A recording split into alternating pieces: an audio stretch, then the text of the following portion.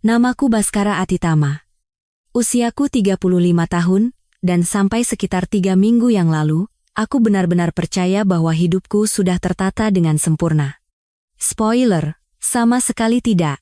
Rutinitasku sehari-hari begitu mudah ditebak, mungkin bisa diatur dengan jam atom.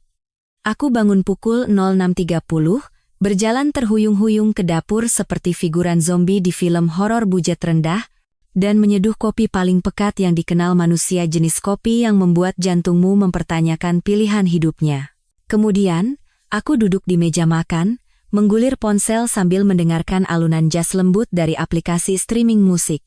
Alunan jazz itu menciptakan ilusi bahwa aku adalah pria yang berhasil dalam hidup. Nyatanya tidak. Tetapi suara saksofon berhasil membungkus fantasi itu dengan sangat meyakinkan. Aku bekerja sebagai manajer logistik di sebuah perusahaan kelas menengah, yang sebenarnya hanyalah cara keren untuk mengatakan bahwa aku menghabiskan 40 jam seminggu untuk memastikan kotak-kotak berpindah dari titik A ke titik B tanpa menyebabkan alam semesta runtuh. Pekerjaan yang sangat menarik. Tipe pekerjaan yang membuat mata orang berkaca-kaca saat aku mencoba menjelaskannya di sebuah pesta. Istriku, Rania, bekerja di industri PR dan tampaknya menjalani hidup terbaiknya. Dalam hal ini, PR berarti dia mengunggah foto roti panggang alpukat yang difilter dengan cermat dari kafe-kafe mahal dan menyebutnya networking. Bio Instagramnya benar-benar berbunyi, membangun brand. 1 latte sekali waktu. Seharusnya itu sudah menjadi pertanda bahaya pertamaku. Tapi sekali lagi, aku menjalani hidup dengan tingkat kecerdasan seekor golden retriever yang menganggap setiap orang asing sebagai calon sahabat. Rania memiliki estetika yang sangat kuat, rambut yang ditata sempurna, pakaian yang mungkin lebih mahal dari cicilan mobilku, dan obsesi aneh untuk menggunakan kata-kata seperti sinergi atau komunikasi otentik dalam percakapan sehari-hari. Aku hanya menganggapnya sebagai bawaan pekerjaan. Ternyata, ada banyak hal lain dari pekerjaannya yang merembes ke dalam hidup kami tanpa kusadari. Kami tinggal di sebuah apartemen yang nyaman di Tangerang Selatan. Tidak mewah, tapi itu rumah kami. Yah, secara teknis sebagian besar milik bank, tapi kami bisa berpura-pura menjadi orang dewasa yang bertanggung jawab dengan aset dan segalanya. Kami punya 2 kucing, Mochi dan Kiko, yang sama tidak bergunanya dengan bantal sofa tapi jauh lebih suka menghakimi. Para penumpang gratis berbulu ini menghabiskan hari-hari mereka dengan tidur di bawah sinar matahari atau dengan sengaja menjatuhkan barang-barang dari rak hanya untuk melihatku menderita. Tetap saja, aku menyayangi mereka. Sepertinya aku seorang masokis yang menikmati dimanipulasi secara emosional oleh makhluk yang bahkan tidak bisa membuka kaleng makanannya sendiri. Lalu ada Gilang Pratama. Ah, Gilang. Teman kuliahku, sahabat terbaikku. Pria yang hafal menu di warung nasi goreng langgananku. Pria yang memegang kunci apartemen kami dan sangat sering datang sampai-sampai kurir langganan mungkin mengira kami menjalani semacam hubungan poliamori progresif.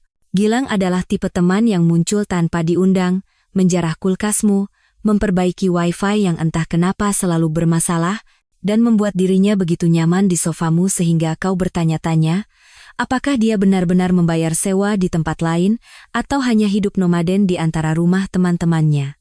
Dia lucu, suka menolong, dan selalu ada saat dibutuhkan dan, ternyata, juga saat tidak dibutuhkan. Tapi kita akan membahas bencana spesifik itu nanti. Aku pikir semuanya baik-baik saja. Bahkan, aku pikir semuanya jauh lebih baik dari sekadar baik-baik saja. Aku percaya aku telah berhasil memecahkan kode kehidupan dewasa. Pekerjaan stabil yang bisa membayar tagihan. Seorang istri yang tersenyum padaku di seberang meja saat minum kopi pagi. Sahabat terbaik yang membuatku tertawa. Dan 2 ekor kucing yang sesekali mengakui keberadaanku saat mangkuk makanan mereka kosong. Apalagi yang bisa diinginkan seorang pria. Yah, mungkin aku seharusnya berharap istriku benar-benar mencintaiku dan tidak melihat pernikahan kami hanya sebagai pengaturan hidup yang nyaman dengan keuntungan pajak.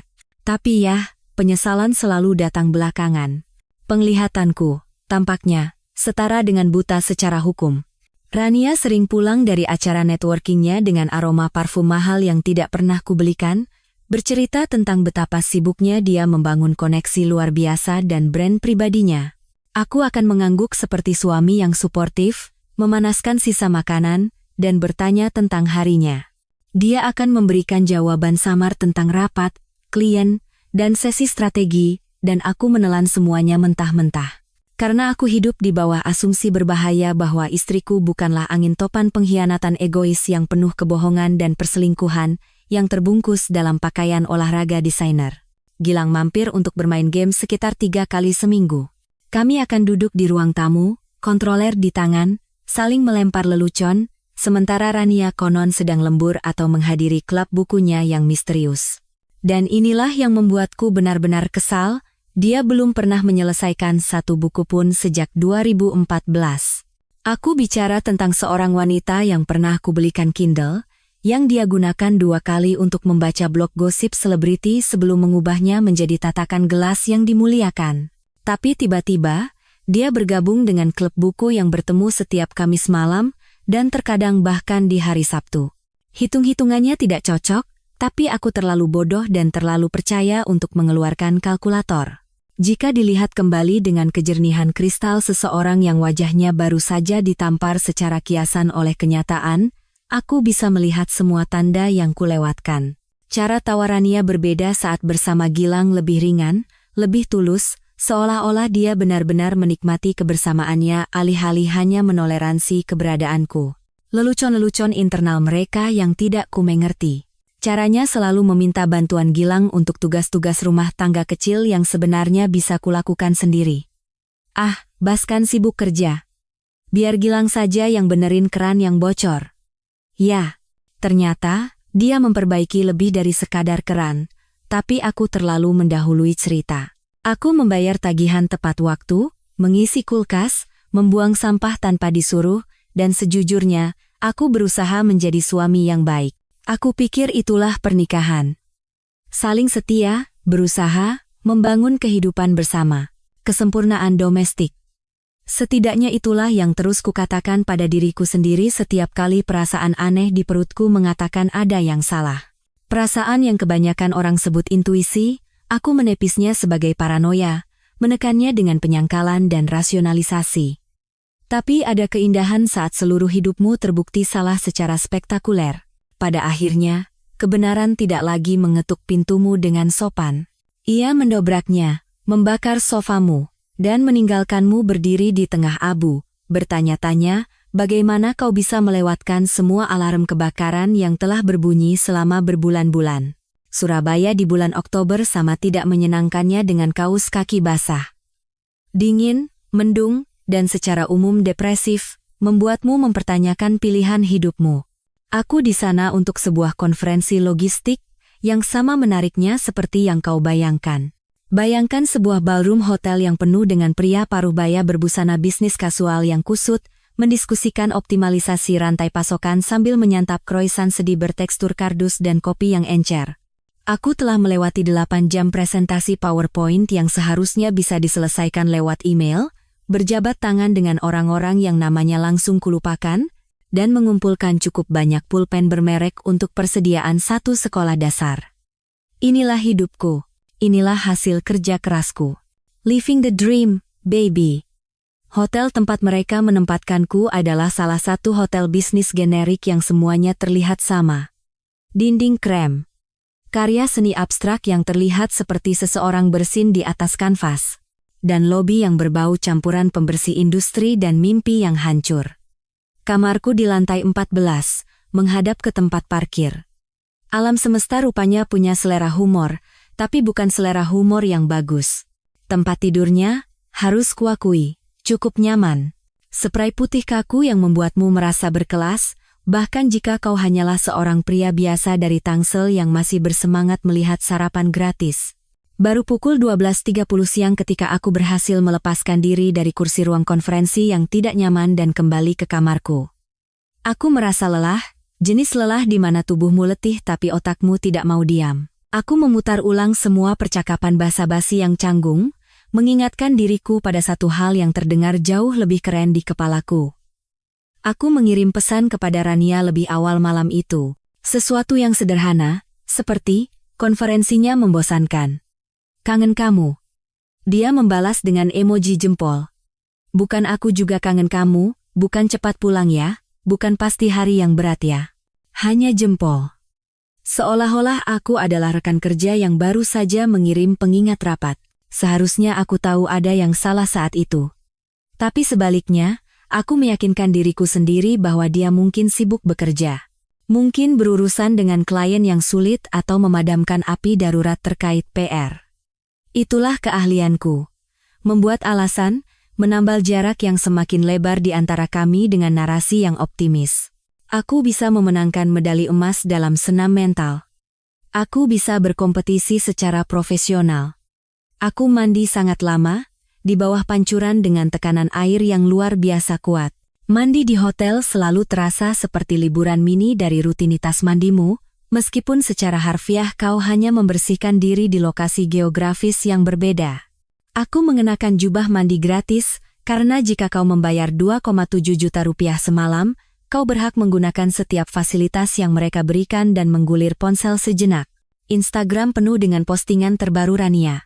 Foto cangkir kopi di samping laptopnya, dengan caption tentang kerja keras dan membangun kerajaan. Sudah mendapat 43 suka, aku menambahkan satu lagi.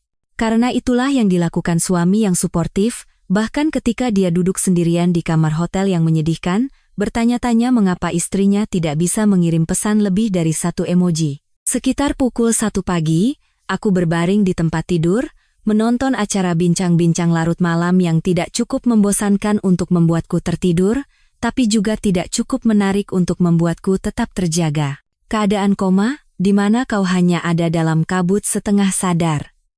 Disitulah aku tinggal. Dan tiba-tiba, gelombang rindu rumah yang konyol untuk pria berusia 35 tahun menghantamku. Aku merindukan tempat tidurku. Aku merindukan kucing-kucingku yang berjalan di wajahku pada pukul 3 pagi menuntut makanan. Sial, aku bahkan merindukan sentuhan kaki dingin Rania di kakiku di tengah malam, sesuatu yang biasanya ku keluhkan tapi saat itu akan kusambut dengan tangan terbuka. Jadi aku melakukan apa yang akan dilakukan oleh suami yang berbakti dan sedikit menyedihkan. Aku meneleponnya, hanya ingin mendengar suaranya, mengucapkan selamat malam, dan mungkin saja, melakukan percakapan nyata, yang bukan berupa emoji, atau balasan 3 kata.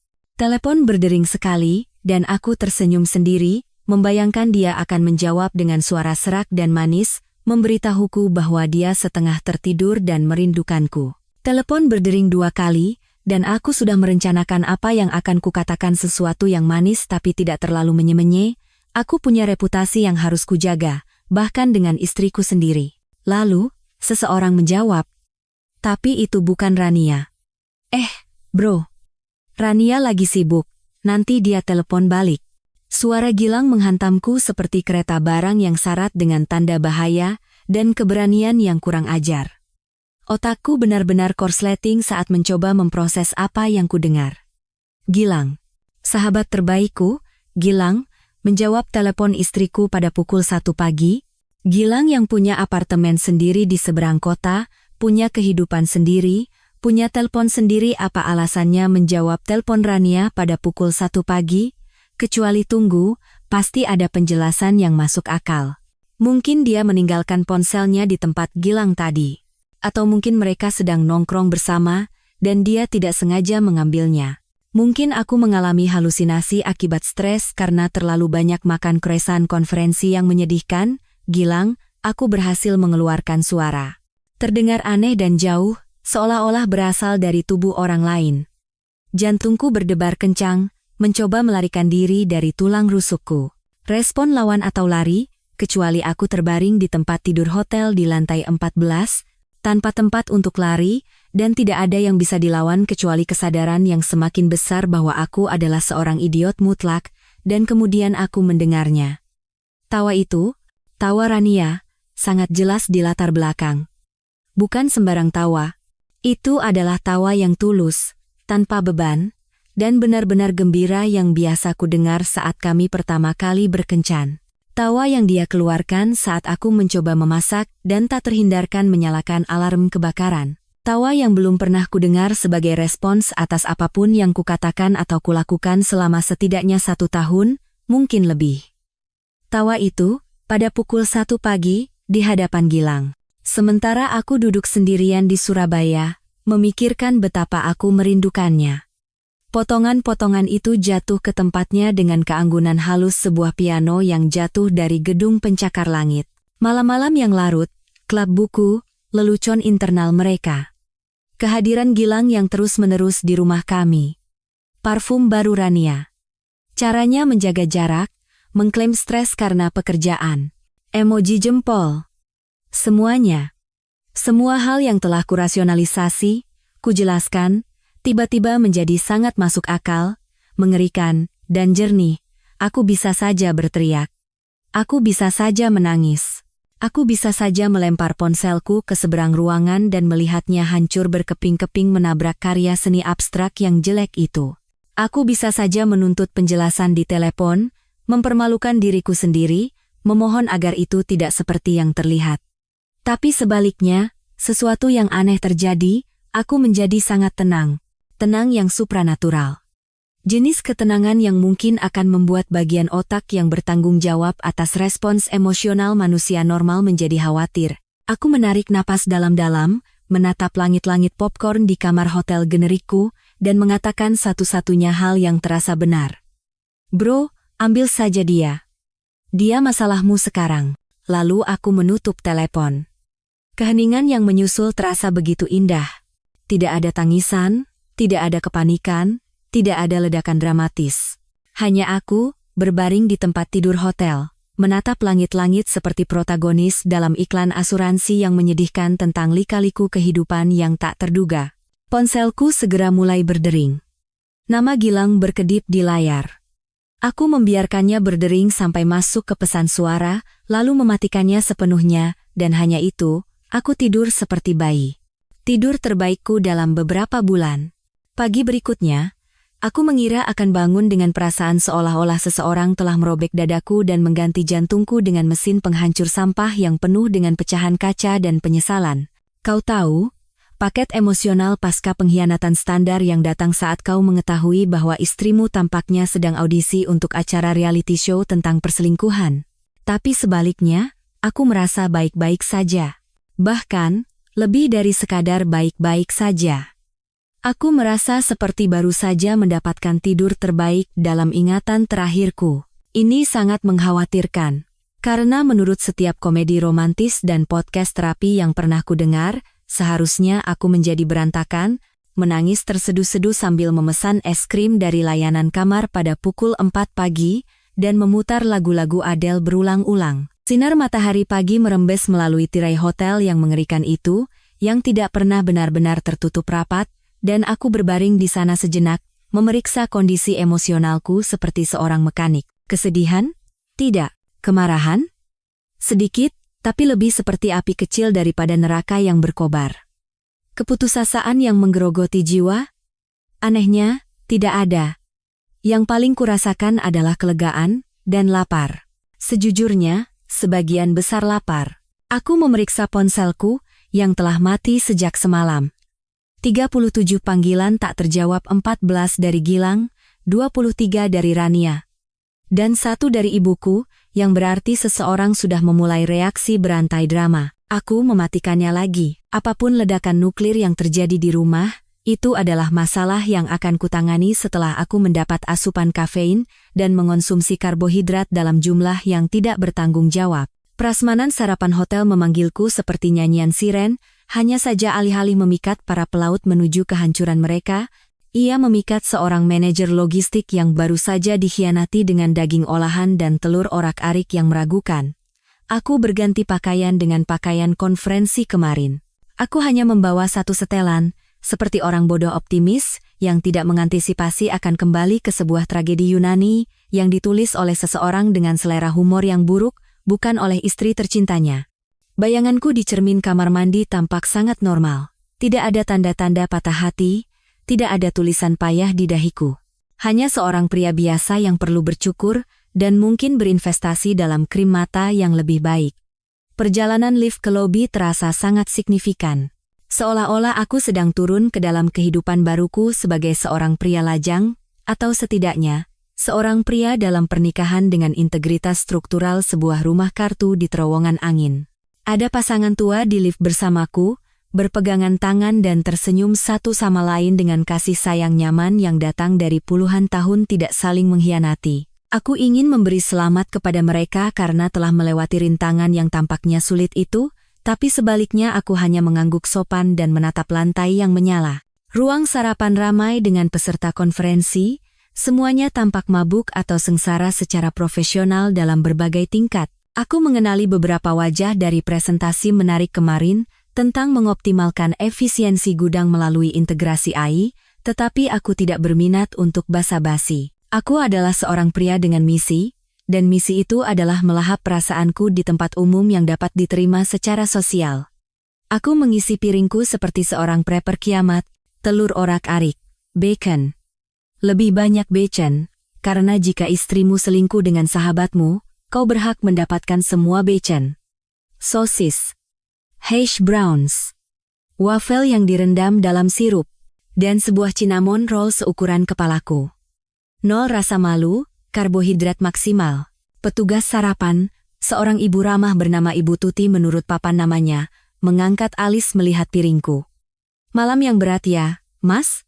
Tanyanya dengan nada empati yang menunjukkan dia telah melihat banyak pelancong bisnis yang sedih. Bisa dibilang begitu, jawabku sambil mengambil secangkir kopi yang cukup kuat untuk mengelupas cat. Tapi sarapan ini membuat segalanya jauh lebih baik. Nah, begitu dong semangatnya, kata Ibu Tuti, menepuk bahuku seperti nenek kehormatan. Apapun yang mengganggumu, bacon bisa memperbaiki segalanya. Aku ingin mengatakan padanya bahwa meskipun bacon itu enak, ia tidak bisa memperbaiki perselingkuhan, tapi dia terlihat begitu yakin dengan kekuatan penyembuhan dari produk babi olahan, sehingga aku tidak ingin merusak pandangan dunianya. Jadi aku hanya tersenyum, mengucapkan terima kasih, dan duduk di meja sudut untuk makan dengan tenang dan merenungkan reruntuhan pernikahanku yang membara. Baconnya, untuk makanan hotel, cukup enak, renyah, tidak terlalu berminyak, dimasak oleh seseorang yang mengerti bahwa bacon lembek adalah penghinaan terhadap sarapan. Aku makan secara metodis, seolah-olah setiap gigitan membantuku memproses apa yang telah terjadi. Ponselku bergetar di sakuku. Aku menyalakannya kembali. Menghindari kenyataan hanya bisa bertahan begitu lama, dan aku adalah orang dewasa yang pada akhirnya harus menghadapi konsekuensinya, bahkan jika konsekuensi itu adalah rentetan pesan panik dari istriku. Maaf, HP-ku mati. Hanya itu. Itu adalah tembakan pembuka dalam percakapan yang seharusnya menjadi percakapan paling penting dalam pernikahan kami. Bukan aku bisa jelaskan. Bukan kita perlu bicara, bukan maaf kamu harus tahu seperti ini. Hanya maaf, HP-ku mati, ditulis dengan huruf kecil, seolah-olah ini adalah ketidaknyamanan kecil, bukan pengkhianatan yang mengakhiri hubungan. Keberaniannya hampir mengesankan. Hampir. Aku menatap pesan itu selama 1 menit penuh, melihat 3 titik muncul dan menghilang saat dia mengetik dan menghapus, mungkin berjuang untuk menemukan cara membingkai situasi ini agar tidak membuatnya tampak seperti penjahat dalam film bencana romantis. Jari-jariku melayang di atas keyboard, sekitar 17 balasan berbeda melintas di benakku, mulai dari omelan penuh amarah hingga respons emoji tunggal yang akan menyampaikan kekecewaanku tanpa memberinya kepuasan karena telah menyakitiku. Tapi kemudian sesuatu terjadi. Sebuah bagian dari otakku, mungkin bagian yang telah menunggu izin untuk berhenti menjadi keset, akhirnya terbangun dan berkata, "Kau tahu, mari kita bersenang-senang dengan ini." Jadi aku mengetik, "Nggak apa-apa. Semoga pemakaman HP-mu berjalan lancar." Singkat, sederhana, cukup tajam untuk memberitahunya bahwa aku tahu, tetapi tidak cukup putus asa untuk memberinya amunisi. Saat aku menekan kirim, aku merasa lebih baik. Seolah-olah aku baru saja memenangkan putaran pertama dari permainan yang bahkan tidak kusadari sedang kumainkan. Balasannya datang hampir seketika. "Lucu. Lalu, Bas, kita bisa bicara?" "Lalu, aku tahu kamu marah. Tapi biarkan aku jelaskan. Lalu, ini nggak seperti yang kamu pikirkan."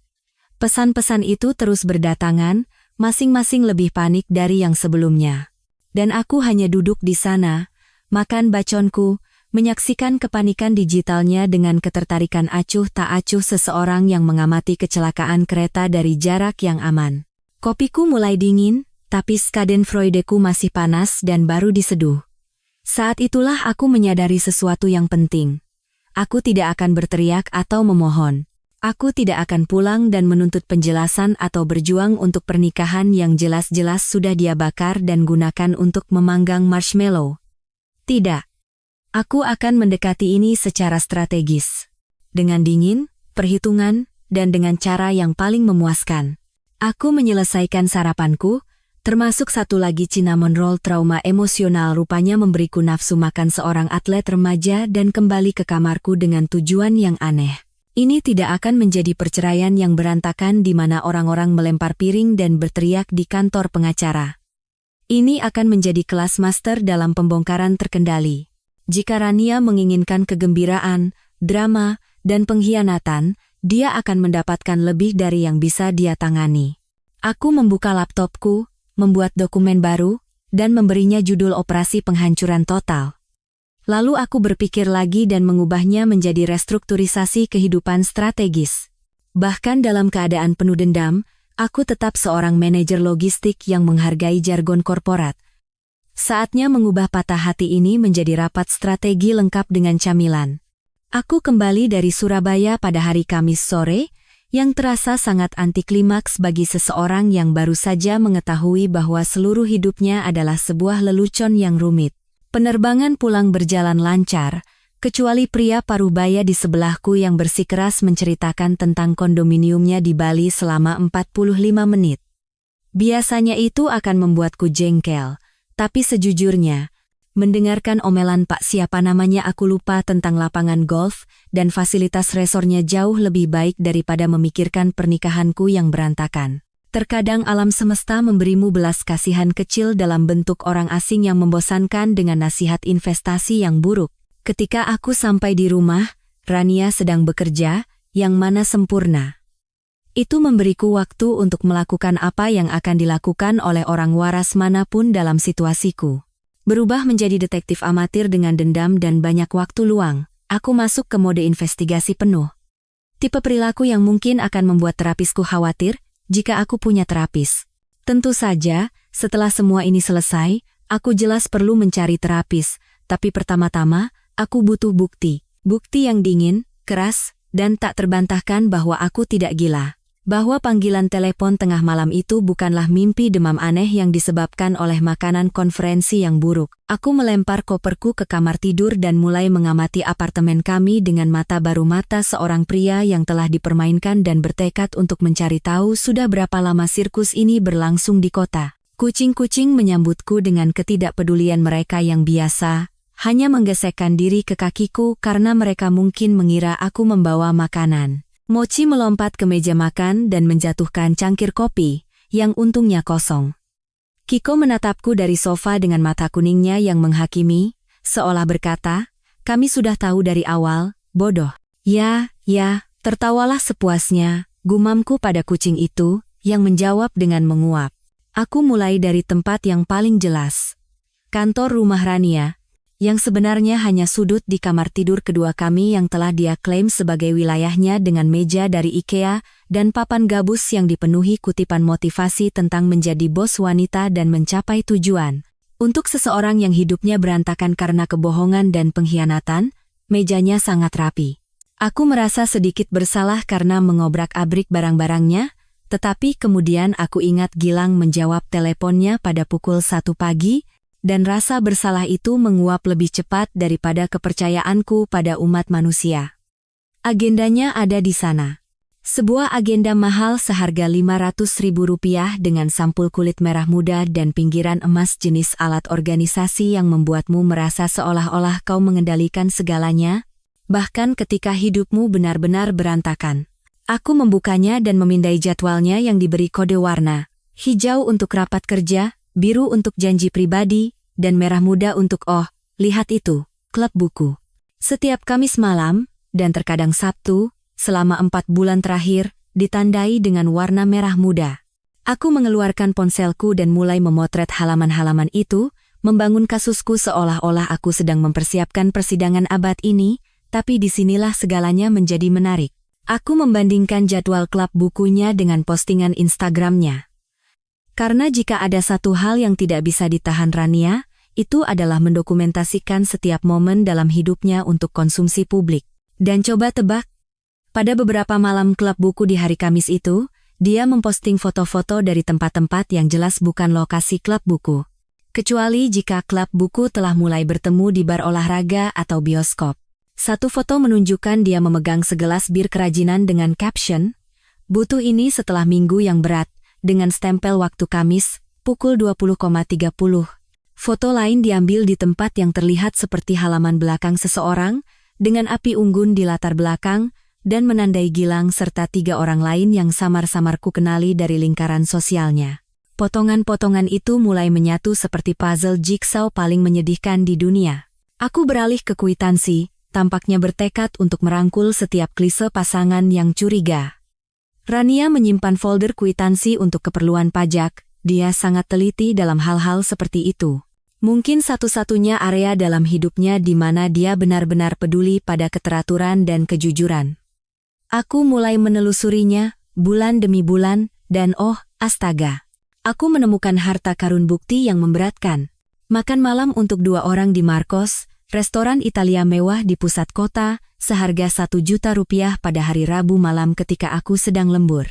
Kamar hotel di Riverside Inn di Bandung seharga 2,2 juta rupiah pada hari Sabtu ketika dia bilang dia sedang menghadiri konferensi PR di sana.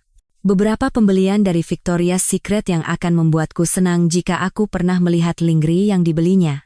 Aku mungkin belum pernah mendapatkan kejutan seksi selama 6 bulan, jadi entah dia menimbun pakaian dalam mewah seperti naga dengan selera harta karun yang sangat spesifik, atau orang lain yang menonton peragaan busana itu. Pribadi favoritku, kwitansi dari toko peralatan olahraga untuk tenda dan perlengkapan berkemah senilai total 4,6 juta rupiah. Rania benci berkemah. Benar-benar benci. Aku pernah mencoba membawanya berkemah di tahun kedua pernikahan kami, dan dia bertahan tepatnya 2 jam sebelum mengumumkan bahwa alam itu menjijikkan dan serangga adalah kejahatan kebencian, berkemas, dan menuntut agar aku mencari hotel terdekat. Tapi rupanya, dia berhasil mengatasi ketakutan mendalamnya pada alam ketika Gilang mengusulkan perjalanan berkemah ke villa keluarganya di puncak. Betapa nyamannya. Sangat nyaman.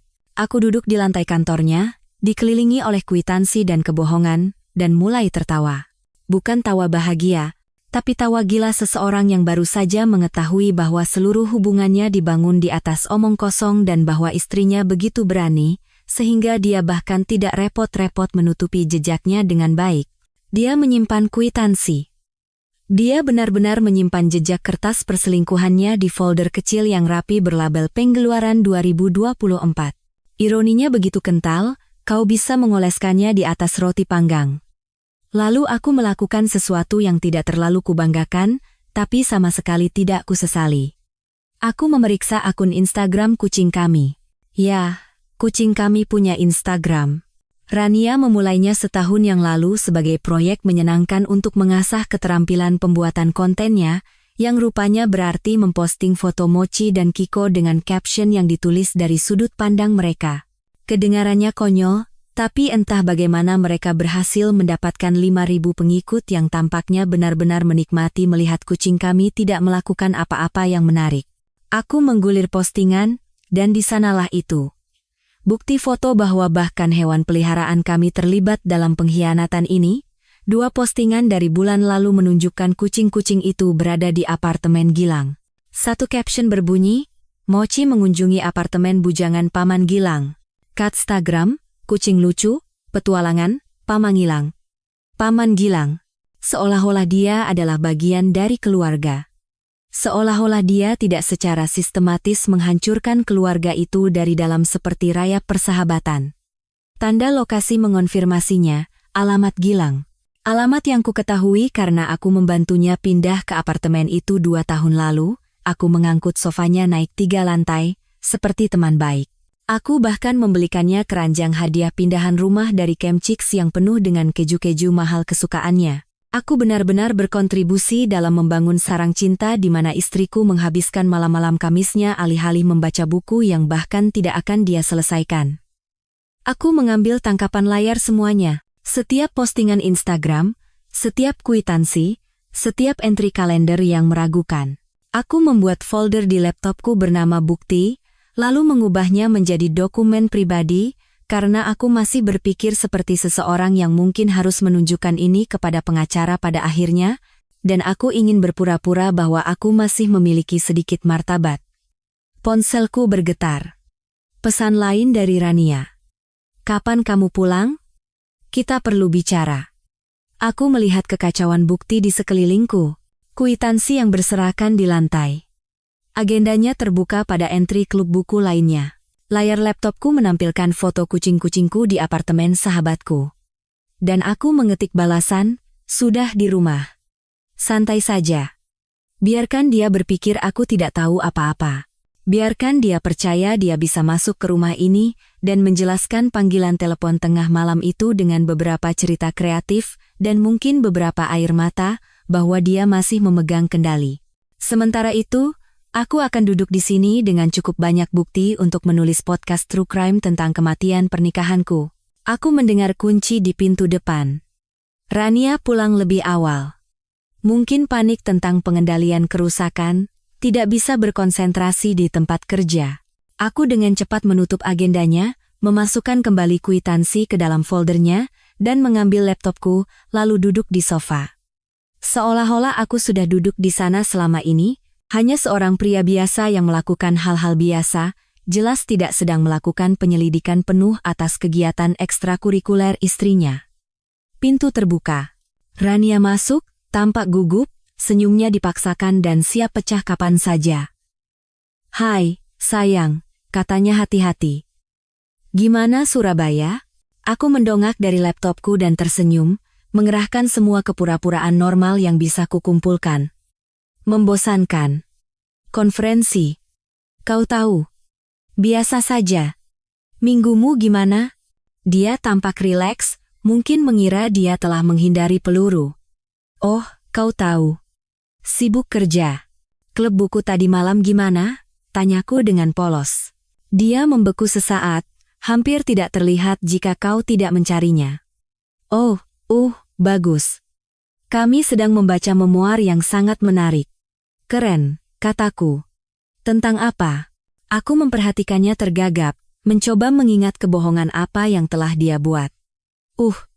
Tentang seorang wanita yang melakukan perjalanan melintasi Amerika untuk menemukan jati dirinya. Sangat menginspirasi.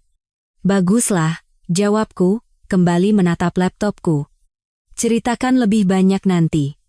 Aku bisa merasakannya memperhatikanku, mencoba mencari tahu apakah aku tahu, apakah aku curiga, apakah dia perlu mempersiapkan pembelaannya. Tapi aku hanya menatap layar, wujud suami yang percaya dan tidak tahu apa-apa. Permainan dimulai, Rania. Permainan benar-benar dimulai. Beberapa hari berikutnya seperti hidup dalam sebuah drama panggung yang sangat buruk di mana semua orang lupa dialog mereka tetapi memutuskan untuk berimprovisasi melalui kecanggungan. Rania berusaha sangat keras untuk bersikap normal, yang ironisnya, membuat segalanya terasa sama sekali tidak normal. Dia menjadi terlalu mesra dengan cara berlebihan yang dilakukan orang-orang ketika mereka mencoba meyakinkan diri mereka sendiri bahwa mereka bukan manusia yang mengerikan. Tiba-tiba ada pelukan dari belakang saat aku membuat kopi, ciuman di pipi, dan pertanyaan tentang hariku dengan minat yang berlebihan yang belum pernah dia tunjukkan selama berbulan-bulan. Rasanya seperti menonton seseorang mencoba mempercepat proses pemulihan hubungan tanpa pernah benar-benar mengatasi akar masalahnya. Strategi yang berani, yang tidak akan berhasil untuknya. Pada hari Minggu pagi, dia masuk ke dapur mengenakan kaos oblong lamaku dari zaman kuliah dan kaos kaki berbulu konyol yang membuatnya berjalan tertatih-tatih seperti penguin tua. Dia tampak imut dan domestik, seolah sedang audisi untuk film drama tentang penebusan dan kesempatan kedua.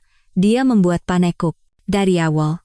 Bukan yang beku dan dipanaskan, yang seharusnya menjadi petunjuk keduaku bahwa ada sesuatu yang sangat salah, karena kehebatan kuliner Rania mencapai puncaknya saat merakit papan charcuterie dan menyebutnya persiapan makan. Aku kangen kamu, katanya ceria, mencondongkan tubuh untuk mencium pipiku saat dia mendorong sepiring panekuk yang sedikit gosong di depanku. Panekuk itu terlihat seperti selamat dari bencana alam, tapi hei, poin untuk usahanya. Yeah, jawabku. Menenggelamkan panekukku dalam sirup yang cukup untuk menutupi kejahatan kuliner apapun. Aku juga kangen kedamaian dan ketenangan. Itu keluar lebih jujur dari yang kuinginkan. Sedikit celah di topeng yang telah kupelihara dengan hati-hati. Rania tertawa, tapi itu tawa canggung dan tidak yakin yang orang keluarkan ketika mereka tidak yakin, apakah kau sedang bercanda atau menghina. Aku tidak ikut tertawa. Aku hanya memotong panekukku dengan presisi bedah, memperhatikannya gelisah. Senyumnya goyah di tepinya.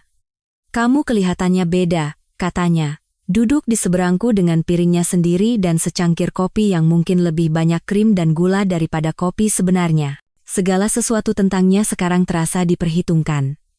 Seolah-olah aku sedang menonton seorang aktris yang berperan sebagai istri yang peduli tanpa benar-benar memahami motivasi karakternya. Beda gimana?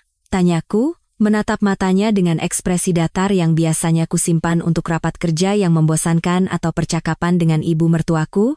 Entahlah. Beda saja, lebih pendiam, mungkin? Aku selalu pendiam, tunjukku. Itu benar. Aku telah diam selama setahun terakhir sementara dia berkeliling kota dengan sahabatku, jadi sebenarnya, aku hanya konsisten dengan karakterku yang sudah ada. Dia mempelajariku sejenak, mungkin mencoba mencari tahu apakah aku tahu rahasianya, atau apakah aku hanya bertingkah aneh karena stres kerja atau alasan lain yang bisa dia salahkan. Aku tidak memberinya apa-apa. Aku hanya makan panekukku yang mengerikan dan menggulir ponselku, seolah-olah ini adalah hari Minggu pagi yang normal, seolah-olah seluruh duniaku belum terungkap sebagai penipuan yang rumit. Sisa hari itu berlanjut dalam realitas alternatif yang aneh ini, di mana Rania berusaha menjadi istri yang sempurna, dan aku memainkan peran suami yang tidak peka yang sama sekali tidak menyadari fakta bahwa aku memiliki cukup materi di folder berjudul bukti di laptopku untuk menghancurkan reputasinya lebih cepat daripada yang bisa dia katakan influencer. Munafik. Dia menyarankan agar kami menonton film, sesuatu yang belum kami lakukan selama berbulan-bulan, dan dia meringkuk di sebelahku di sofa, seperti dulu. Aku bisa mencium aroma parfumnya. Parfum mahal yang jelas, tidak dibeli dengan tujuan untuk membuatku terkesan. Dan aku harus menahan keinginan untuk bangkit dan meninggalkan ruangan. Sebaliknya, aku melingkarkan lenganku di bahunya. Aku berkomitmen pada sandiwara ini, membiarkannya percaya bahwa semuanya baik-baik saja, sementara aku diam-diam menyusun mahakarya konsekuensiku di belakang layar. Dia bersandar padaku dan rileks. Mungkin berpikir dia telah berhasil menutupi insiden panggilan telepon tengah malam itu, bahwa alasan HP-ku matinya yang samar-samar sudah cukup untuk menutup babak kecanggungan itu. Malam itu, aku mendapat pesan dari Gilang. Bro, aman? Nggak ada kabar. Keberanian mutlak. Fakta bahwa pria ini bisa dengan santai mengirim pesan aman kepadaku, seolah-olah dia tidak pernah menjawab telepon istriku pada pukul 1 pagi. Seolah-olah dia tidak secara aktif berpartisipasi dalam penghancuran persahabatan 10 tahun dan pernikahanku. Aku menatap pesan itu selama 5 menit, ibu jariku melayang di atas keyboard. 17 balasan berbeda berebut supremasi di otakku. Aman, bro. Lagi sibuk kerja, tulisku. Singkat, normal, tidak memberinya apa-apa. Biarkan dia bertanya-tanya. Biarkan dia khawatir apakah aku tahu, versi apapun dari cerita yang telah diceritakan Rania kepadanya, apakah rahasia kecil mereka masih aman. Perang psikologis, sejujurnya, lebih memuaskan daripada omelan penuh amarah manapun. Rania sedang membongkar tas kerjanya di kamar tidur, dan aku memperhatikannya dari ambang pintu, seperti mengamati sebuah film dokumenter yang sangat menarik tentang orang-orang yang membuat pilihan hidup yang buruk. Dia mengeluarkan laptopnya, agendanya, sebotol air setengah kosong, dan sebuah shawl yang tampak baru. Produk desainer, mahal, dan jelas bukan dariku. Dia melipatnya dengan hati-hati, meletakkannya di laci, dan menyenandungkan lagu pop. Bagus shawlnya, kataku, menunjuk ke arahnya. Dia tegang, hanya sesaat. Oh, iya. Aku beli pas diskon minggu lalu. Murah banget. Bohong. Aku bisa melihat label harga masih menempel di lipatan dalam. 1,7 juta rupiah. Tidak ada stiker diskon yang terlihat. Dia berbohong tentang sebuah shawl. Seolah-olah dia dibayar per suku kata untuk kebohongannya dan mencoba memaksimalkan investasinya dalam ketidakjujuran. Keren, kataku. Kelihatannya mahal untuk harga diskon. Kadang-kadang kita harus memanjakan diri sendiri, kan? Dia tersenyum padaku, dan aku balas tersenyum. Inilah hidupku sekarang. Tersenyum melalui percakapan di mana setiap kata berpotensi memiliki makna tersembunyi. Harus menganalisis apakah dia sedang berbicara tentang shawl atau membenarkan seluruh perselingkuhannya dengan metafora terapi retail. Sejujurnya, akan menjadi keajaiban jika aku keluar dari semua ini tanpa masalah kepercayaan yang membutuhkan terapi bertahun-tahun. Malam itu, setelah Rania tertidur, dia selalu tidur seperti orang mati, tipe orang yang bisa tidur bahkan jika ada band marching berlatih di kamar tidur. Aku membuka laptopku dan membuat dokumen baru. Halaman kosong menatapku, kursor berkedip penuh antisipasi, menunggu aku untuk membuat langkah pertama dalam rencana paling rumit, paling tajam, dan paling memuaskan yang akan pernah kususun. Ini tidak akan menjadi balas dendam, tepatnya. Balas dendam menyiratkan tindakan yang lahir dari emosi murni, sesuatu yang terburu-buru dan bodoh yang akan membuatku terlihat seperti penjahat. Tidak, ini akan menjadi sesuatu yang jauh lebih canggih. Ini akan menjadi perhitungan puitis, penyeimbangan timbangan yang cermat di mana setiap tindakan memiliki reaksi yang sama dan berlawanan, dan konsekuensinya akan berbaris seperti domino, hanya menunggu seseorang untuk menjatuhkan yang pertama. Aku memberi judul dokumen itu Operasi Phoenix, sebagian karena aku dramatis, dan sebagian karena aku menyukai gagasan tentang sesuatu yang baru muncul dari abu pernikahanku yang terbakar. Ditambah lagi, kedengarannya jauh lebih keren daripada cara membongkar perselingkuhan istri Anda secara sistematis sambil mempertahankan penyangkalan yang masuk akal. Aku mulai membuat daftar. Informasi yang kumiliki, sumber daya yang bisa kuakses, koneksi yang bisa kumanfaatkan. Aku mengaturnya dalam poin-poin. Gilang berkecimpung di pengembangan properti. Industri yang sama denganku, perusahaan yang berbeda. Kami pernah berkolaborasi dalam beberapa kesepakatan, berbagi referensi klien, dan bahkan pernah membahas pembelian properti investasi bersama dulu ketika aku benar-benar menganggapnya sebagai temanku dan bukan oportunis yang menusuk dari belakang dengan kompas moral seorang politisi korup. Saat itulah aku menyadarinya. Aku tidak memiliki akses ke sesuatu yang ilegal atau dramatis, tetapi aku memiliki akses ke informasi, catatan publik, koneksi profesional, dan pengetahuan industri yang, jika digunakan secara kreatif, bisa sangat berguna. Selama berbulan-bulan, Gilang telah membual tentang villa besar di puncak yang telah dia beli. Properti investasi yang akan dia jual kembali, atau sewa, atau apapun yang dilakukan para pengembang properti dengan mainan mereka. Dia telah menunjukkan daftar propertinya, menanyakan pendapatku tentang nilai properti, dan bahkan bercanda bahwa kita semua harus pergi ke sana untuk akhir pekan. Ya, undangan akhir pekan itu sekarang memiliki konteks yang sama sekali berbeda. Aku membuka situs web Badan Pertanahan Nasional Kabupaten. Semua informasi publik, sepenuhnya legal untuk diakses. Dan aku mencari nama Gilang. Di sanalah itu. Villa di puncak, dibeli 6 bulan lalu seharga 3,8 miliar rupiah. Aku mulai menggali lebih dalam.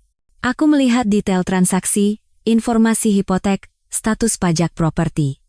Dan, coba tebak, ada beberapa ketidaksesuaian yang menarik dalam dokumen-dokumen itu, bukan hal besar. Hal-hal kecil yang hanya akan diperhatikan oleh seseorang dengan latar belakang profesional dalam logistik dan dokumen hukum serta mata yang tajam. Hal-hal yang, jika menjadi perhatian orang yang tepat, dapat menimbulkan beberapa pertanyaan yang tidak nyaman. Aku tidak akan melakukan sesuatu yang ilegal. Aku tidak akan memalsukan dokumen, mengajukan laporan palsu, atau terlibat dalam perilaku apapun yang akan membahayakan integritasku sendiri. Tapi aku akan memastikan bahwa setiap benang longgar dalam kehidupan profesional Gilang ditarik, setiap sudut yang dia potong diperiksa, dan setiap kesalahan kecil diperbesar. Jika Rania menginginkan kegembiraan, Jika dia menginginkan drama dan gairah dan apapun yang dia pikir dia dapatkan dari perselingkuhan ini, dia akan mendapatkan pertunjukan kembang api konsekuensi yang akan membuat pertunjukan kembang api tahun baru di Jakarta terlihat seperti petasan. Aku menyimpan dokumen itu, menutup laptopku, dan menatap istriku yang sedang tidur. Dia tampak damai, sama sekali tidak menyadari badai yang akan datang. Sebagian kecil dari diriku, bagian yang menyusut dengan cepat, merasa kasihan atas apa yang akan kulakukan. Tapi kemudian aku ingat suara Gilang di teleponnya, tawarannya di latar belakang, tumpukan kwitansi yang mencatat kebohongannya selama berbulan-bulan, dan bagian kecil itu dengan cepat diam. Besok, aku akan mulai menelepon. Panggilan santai dan ramah ke kontak bersama. Hanya untuk menanyakan kabar, membangun jaringan, dan mungkin saja, menyebutkan beberapa pengamatan menarik tentang kesepakatan properti dan etika profesional. Tidak ada yang langsung, tidak ada yang bisa dilacak kembali kepadaku. Hanya menanam benih dan melihatnya tumbuh. Permainan dimulai. Permainan benar-benar dimulai. Senin pagi datang tanpa upacara, seperti janji temu di kantor Samsat, dan aku tiba di kantor dengan ekspresi penuh tekad dan termos penuh kopi yang cukup untuk menggerakkan sebuah kapal luar angkasa kecil. Kantor adalah sarang produktivitas biasa yang sama. Orang-orang bergegas di antara bilik, printer macet untuk ketiga kalinya minggu itu, dan seseorang sedang memanaskan ikan di pantry seperti psikopat bersertifikat. Normal, membosankan, dan persis seperti yang kubutuhkan. Sementara kehidupan pribadiku menyerupai drama sinetron yang ditulis oleh seseorang yang membenci akhir yang bahagia, kantorku hanyalah sebuah kotak yang dimuliakan dengan meja, komputer yang membutuhkan waktu 5 menit untuk boot, dan jendela yang menghadap ke tempat parkir di mana aku bisa menyaksikan keinginan orang untuk hidup perlahan-lahan terkuras saat mereka tiba untuk hari kerja perusahaan lainnya.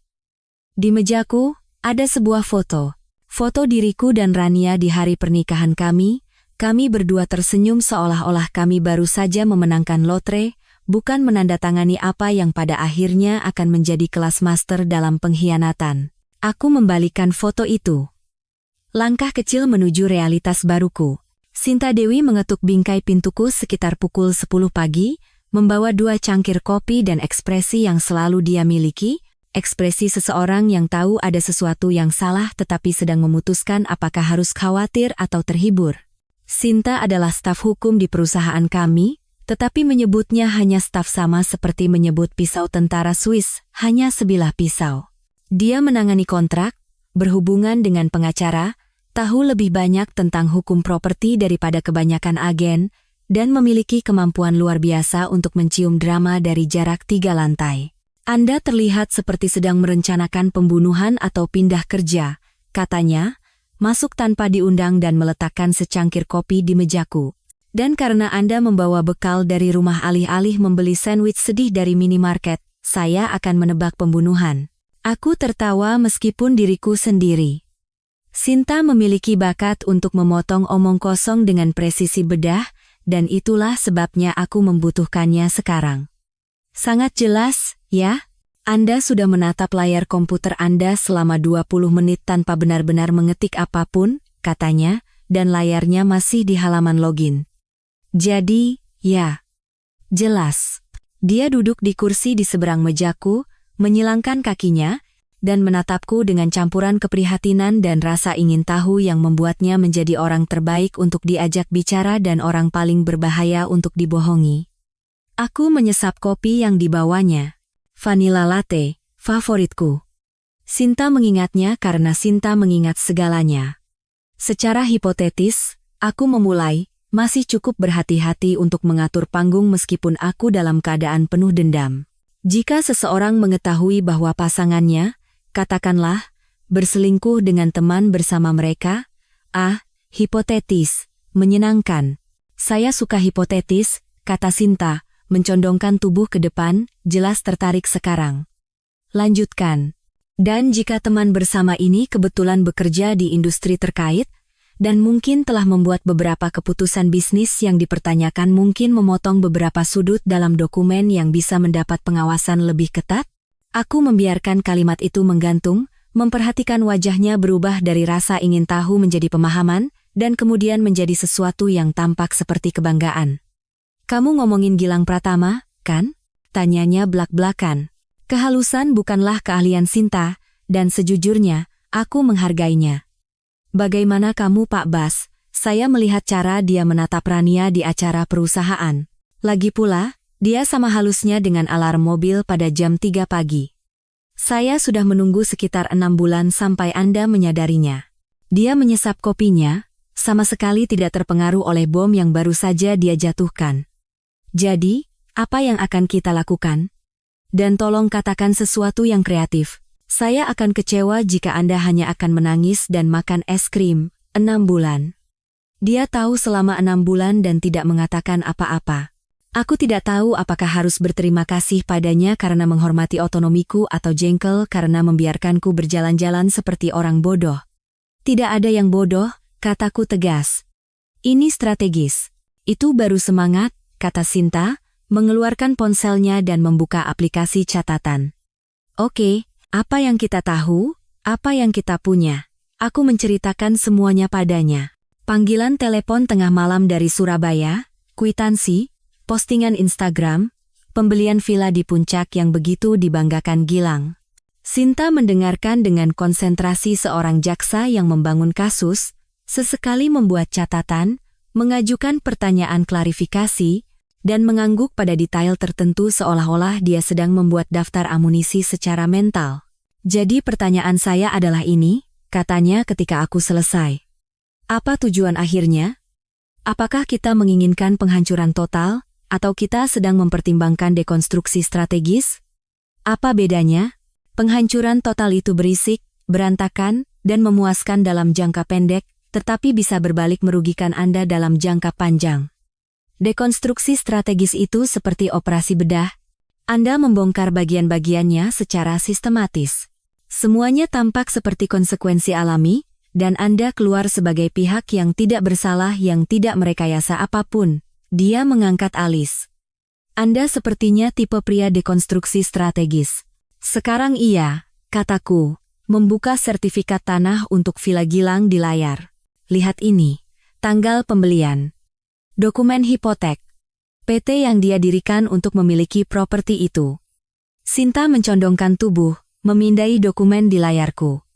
Setelah beberapa saat, dia bersiul pelan. Oh, Gilang, kamu bodoh dan ceroboh. Pendaftaran PT ini berantakan. Dia mendaftarkannya di Jawa Barat, tetapi propertinya di Jawa Tengah. Itu berarti dia tidak membayar kewajiban pajaknya dengan benar di salah satu, atau mungkin kedua provinsi. Itu ilegal? Menjadi bodoh tidak ilegal, tapi tidak membayar pajak yang benar, ya. Dan jika seseorang, katakanlah, secara anonim memberitahu kantor pajak masing-masing provinsi tentang beberapa ketidaksesuaian. Dia membiarkan kalimat itu menggantung dengan penuh arti, senyum bermain di bibirnya. Dan seseorang itu bukan saya, tambahku. Karena saya hanya warga negara yang peduli yang menemukan kejanggalan dalam catatan publik. Tepat sekali. Anda hanya seorang profesional yang teliti yang percaya pada kepatuhan peraturan yang benar. Sinta sekarang mengetik catatan di ponselnya. Jari-jarinya terbang di atas layar. Apalagi, bagaimana situasi kerjanya? Saat itulah aku teringat kesepakatan itu. Kita berdua terlibat dalam pengembangan proyek Sentralan Tower. Sudut yang berbeda, tapi klien yang sama. Dia baru saja mendapatkan investor besar yang telah dia banggakan selama berminggu-minggu. Peter Group. Mata Sinta berbinar. Oh, ini bagus. Ini sangat bagus. Kenapa? Karena kebetulan saya tahu bahwa Peter Group sangat teliti dalam memilih mitra bisnis mereka. Mereka punya klausul etika di seluruh kontrak mereka, melakukan pemeriksaan latar belakang, semuanya. Mereka membatalkan kesepakatan dengan seorang pengembang tahun lalu karena beberapa tilang parkir yang belum dibayar. Mereka menganggapnya sebagai pola pengabaian kewajiban hukum. Dia tersenyum sekarang, dan itu sedikit menakutkan betapa dia menikmati ini, jika seseorang membawa beberapa ketidakberesan properti itu ke perhatian mereka.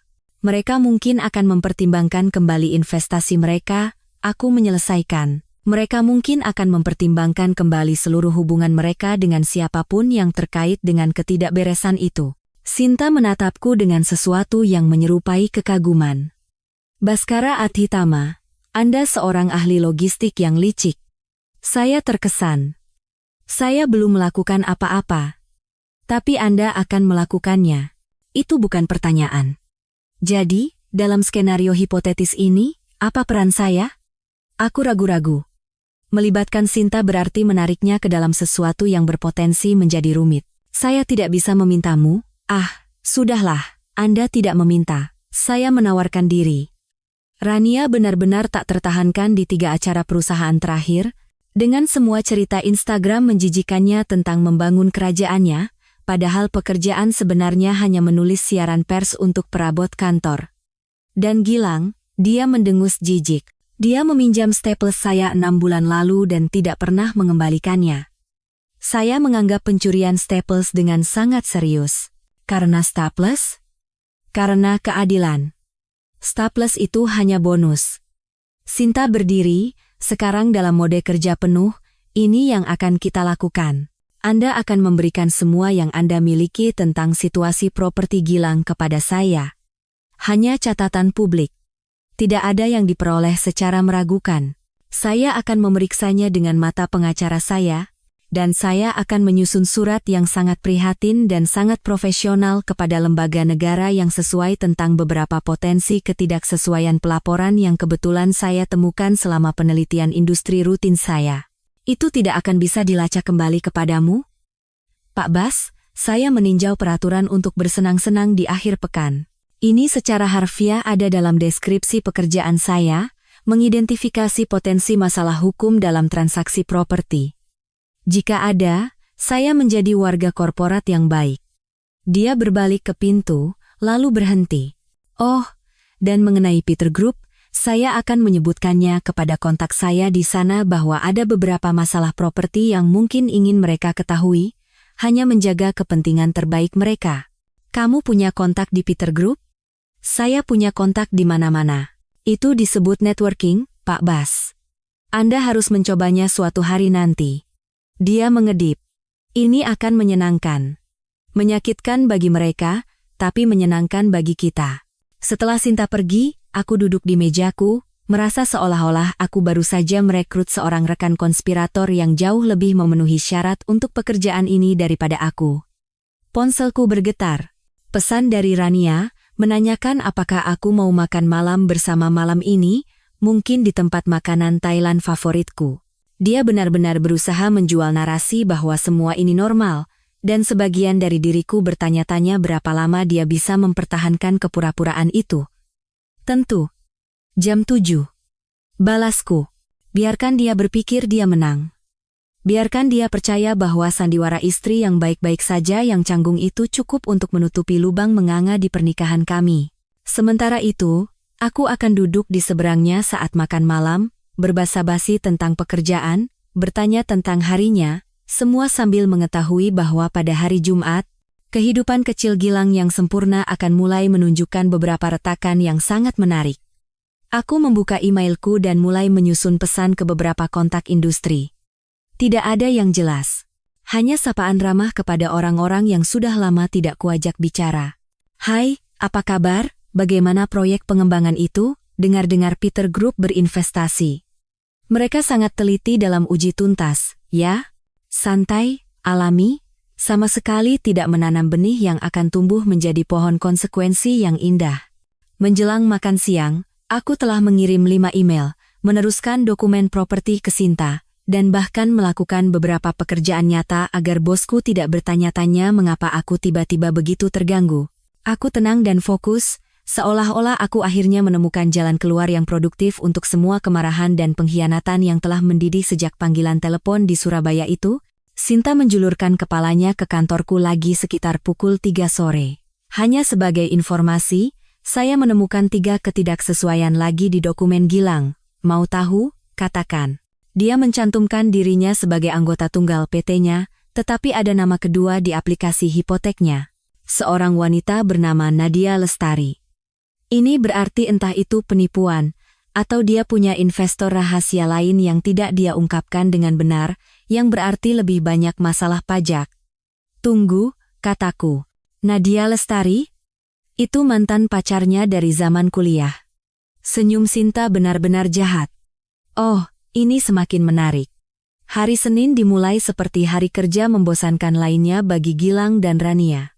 Aku membayangkan mereka bangun, mungkin berpikir mereka telah berhasil menghindari peluru, bahwa insiden panggilan telepon tengah malam itu telah diredam oleh alasan HP-ku mati Rania yang menyedihkan dan kesediaanku yang jelas untuk berpura-pura semuanya baik-baik saja. Mereka mungkin merasa cukup baik tentang diri mereka sendiri. Seolah-olah mereka telah melakukan kejahatan sempurna dan lolos begitu saja, bahwa mereka begitu pintar, dan aku hanyalah suami yang tidak peka yang terlalu asyik dengan manajemen logistik untuk menyadari bahwa istrinya menjalani kehidupan ganda. Apa yang tidak mereka ketahui adalah bahwa hari Senin akan menghantam mereka seperti kereta barang yang penuh dengan karma, yang dikemudikan oleh seorang manajer logistik yang sangat tajam, yang mengerti cara kerja sistem dan di mana tepatnya harus menekan untuk membuat semuanya runtuh. Aku pergi bekerja seperti biasa, minum kopi seperti biasa, melewati rapat pagi tentang efisiensi gudang yang seharusnya bisa diselesaikan lewat email, dan secara berkala memeriksa ponselku, menunggu pembaruan. Sinta mengirimiku pesan pada pukul 8.30 pagi, terkirim ke Ditjen Pajak Jawa Barat, CC ke kantor wilayah Jawa Tengah, menggunakan kop surat perusahaan resmi agar terlihat lebih sah. Diikuti dengan emoji iblis yang terasa pas. Sekitar pukul 10 pagi, domino pertama jatuh, teleponku berdering. ID penelepon menunjukkan nama Pak Hermawan, salah satu klien terbesar Gilang, seseorang yang pernah bekerja sama denganku dalam beberapa kesepakatan tahun lalu. Kami memiliki hubungan kerja yang baik, tipe hubungan di mana kami ramah di acara industri, sesekali makan siang untuk membahas tren pasar dan mengeluh tentang suku bunga.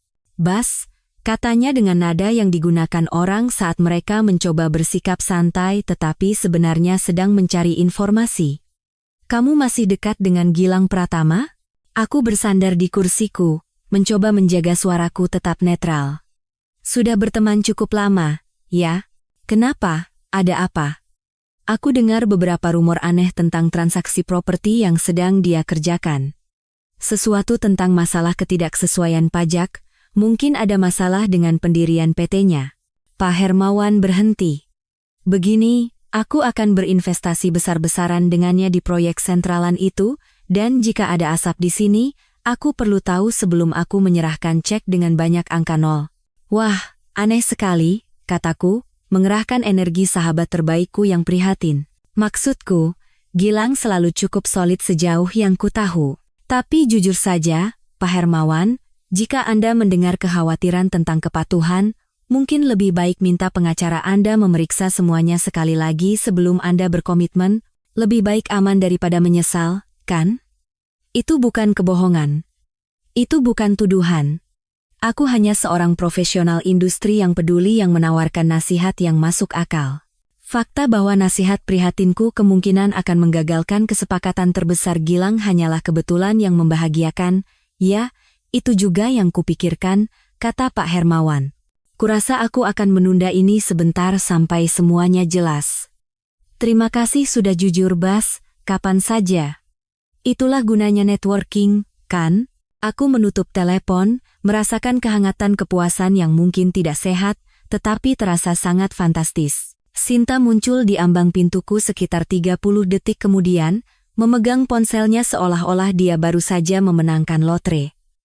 Klien Gilang baru saja menarik diri dari kesepakatan sentralan. Aku sedang memantau saluran gosip industri, dan itu ada di semua ruang obrolan properti.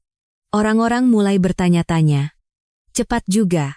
Itulah yang terjadi ketika Anda membangun bisnis di atas dokumen yang ceroboh dan kepercayaan diri yang salah tempat. Dia hampir bergetar karena kegembiraan. Tapi tunggu, masih ada lagi. Ingat aku bilang, aku akan secara kebetulan menyebutkan beberapa kekhawatiran kepada kontakku di Peter Group. Ya, mereka baru saja memulai pemeriksaan latar belakang penuh pada Gilang. Prosedur standar ketika ada tanda bahaya. Tapi itu berarti mereka akan menemukan setiap kesalahan yang dia buat, setiap sudut yang dia potong, Setiap formulir yang dia isi dengan salah. Sinta duduk, menyilangkan kakinya, tampak sangat puas. Prediksiku, kita punya waktu sekitar 72 jam sebelum mereka menarik investasi mereka. Kamu menakutkan sekali dalam hal ini. Aku tahu. Salah satu kualitas terbaikku. Dia memeriksa ponselnya lagi. Oh, dan ini bagian yang menyenangkan. Perusahaan Rania juga mulai bertanya-tanya. Itu menarik perhatianku. Pertanyaan macam apa? Yah, saat aku menggali lebih dalam tentang transaksi bisnis Gilang, aku menemukan bahwa dia terdaftar sebagai konsultan pada beberapa materi pemasaran yang diproduksi oleh perusahaan Rania, yang mungkin baik-baik saja, kecuali dia tidak secara resmi ada di daftar gaji mereka, dan ada beberapa kata yang menyeratkan dia memiliki akses ke dokumen strategi klien yang rahasia. Sinta mendongak menatapku dengan senyum jahat. Itu, paling tidak, merupakan pelanggaran konflik kepentingan dan mungkin pelanggaran perjanjian kerahasiaan. Mungkin saja seseorang mengirimkan tip anonim ke Departemen SDM mereka tentang itu. Seseorang? Seorang warga negara yang peduli yang percaya pada etika perusahaan dan kebijakan pengungkapan yang benar. Dia berdiri, merapikan roknya. Pokoknya, aku ada rapat 5 menit lagi, hanya ingin memberimu pembaruan. Ini berjalan persis sesuai rencana, yang mana bagus, karena biasanya semua yang kurencanakan berantakan. Setelah dia pergi, aku mencoba untuk fokus pada pekerjaan nyata, tetapi tidak mungkin. Aku terus memeriksa ponselku, menunggu dampak selanjutnya. Sekitar pukul 1 siang, Gilang mengirimiku pesan. Bro, pertanyaan aneh, tapi kamu dengar sesuatu tentang masalah dengan Villa Puncakku? Klien baru saja membatalkan kesepakatan denganku, mengutip kekhawatiran hukum, dan aku sama sekali tidak tahu apa yang dia bicarakan. Aku menatap pesan itu selama 1 menit penuh, menikmati kepanikan yang hampir bisa kurasakan melalui layar. Dia bingung, khawatir, sama sekali tidak menyadari bahwa domino sudah mulai jatuh, dan tidak ada cara untuk menghentikannya. Aneh, bro, balasku. Nggak tahu sama sekali. Mungkin kliennya berubah pikiran. Orang-orang jadi gugup dengan investasi besar. Berpura-pura tidak tahu apa-apa jauh lebih memuaskan daripada yang kukira. Setiap respons yang acuh tak acuh dan tidak membantu terasa seperti memutar pisau, sedikit demi sedikit. Dan bagian terbaiknya adalah, aku bahkan tidak berbohong. Aku benar-benar tidak tahu kekhawatiran spesifik apa yang telah disebutkan Pak Hermawan kepadanya. Aku hanya mengarahkannya ke arah yang benar dan membiarkannya menarik kesimpulannya sendiri. Pada pukul 3 sore, pabrik rumor di kantor bekerja dengan kecepatan penuh. Aku mendengar 2 rekan kerja di dekat mesin kopi berbicara tentang bagaimana Gilang Pratama sedang mengalami semacam krisis profesional, bahwa beberapa klien telah memutuskan kontrak, bahwa ada bisikan tentang penyelidikan dan masalah kepatuhan. Cerita itu telah memiliki kehidupannya sendiri, tumbuh dan berubah setiap kali diceritakan kembali. Dan aku tidak perlu melakukan apa-apa selain menanam benih awal dan membiarkan sifat manusia melakukan sisanya. Rania mengirimiku pesan sekitar pukul 4 sore. Bisa kita bicara malam ini? Ada sesuatu yang terjadi di kantor. Jantungku berdebar kencang. Ini dia. Momen ketika retakan mulai muncul di fasadnya yang dibangun dengan hati-hati. Tentu saja. Ada apa? Balasku. Karena aku adalah suami yang suportif yang sama sekali tidak tahu bahwa seluruh kehidupan istrinya sedang runtuh dalam gerakan lambat, hanya urusan SDM. Mungkin bukan apa-apa, tapi agak membuat stres. Mungkin bukan apa-apa, dia masih mencoba meremehkannya. Masih berpikir dia bisa mengendalikan situasi, aku hampir merasa kasihan padanya. Hampir. Aku sampai di rumah sebelum dia, yang memberiku waktu untuk memberi makan kucing-kucing, dan menuangkan segelas bir untuk diriku sendiri. Aku pantas mendapatkannya. Mochi menggesekkan diri ke kakiku, mungkin berharap untuk makanan tambahan. Aku menggaruk bagian belakang telinganya. Ibumu akan mengalami hari yang sangat, sangat buruk, kataku padanya. Dia mengeong sebagai tanggapan, yang kupilih untuk diartikan sebagai persetujuan. Rania masuk melalui pintu pada pukul 6.30 sore, tampak seperti baru saja melewati perang. Riasannya luntur, dia jelas-jelas menangis, dan rambutnya terlepas dari gaya sempurnanya yang biasa. Dia menjatuhkan tasnya ke lantai dan hanya berdiri di ambang pintu, menatap kosong. "Hai," kataku, mendekat dengan hati-hati dengan segelas air. "Ada apa?" Dia mengambil air itu tetapi tidak meminumnya. Mereka sedang menyelidiki Gilang. Seseorang membocorkan dokumen ke SDM yang menuduh aku memberinya file klien rahasia. Mereka bilang itu konflik kepentingan, bahwa aku mungkin telah melanggar kontrak kerjaku. Suaranya pecah. "Aku bisa kehilangan pekerjaanku, Bas. Aku diskors selama penyelidikan." Aku memasang ekspresi terkejut yang sesuai. "Wow, itu gila. Siapa yang akan melakukan itu?" Dia menatapku. Lalu, benar-benar menatapku. Dan aku bisa melihat roda gigi berputar di kepalanya, kecurigaan merayap di tepi kepanikannya. Aku tidak tahu. Semuanya terjadi begitu cepat. Gilang juga kehilangan klien besar hari ini, sesuatu yang salah dengan investasi propertinya. Rasanya seperti semuanya runtuh sekaligus. "Mengerikan," kataku, suaraku penuh simpati. "Benar-benar kebetulan, ya?" Semuanya meledak pada saat yang bersamaan. "Ya," katanya perlahan, masih mengamatiku. "Benar-benar kebetulan." Kami berdiri dalam keheningan yang canggung. Dia jelas-jelas mencoba mencari tahu apakah aku terlibat, dan aku dengan hati-hati mempertahankan topeng keprihatinan yang naif. Kucing-kucing itu berkeliaran di antara kami, sama sekali tidak peduli pada perang psikologis yang terjadi di hadapan mereka. "Apakah kamu?" Dia memulai, lalu berhenti. "Tidak, bukan apa-apa." Dia menggosok matanya, membuat maskaranya semakin luntur. "Aku mau mandi. Bisakah kita pesan makanan? Aku tidak mood untuk memasak." "Tentu saja." "Makanan Thailand?" Dia mengangguk dan menghilang ke lantai atas.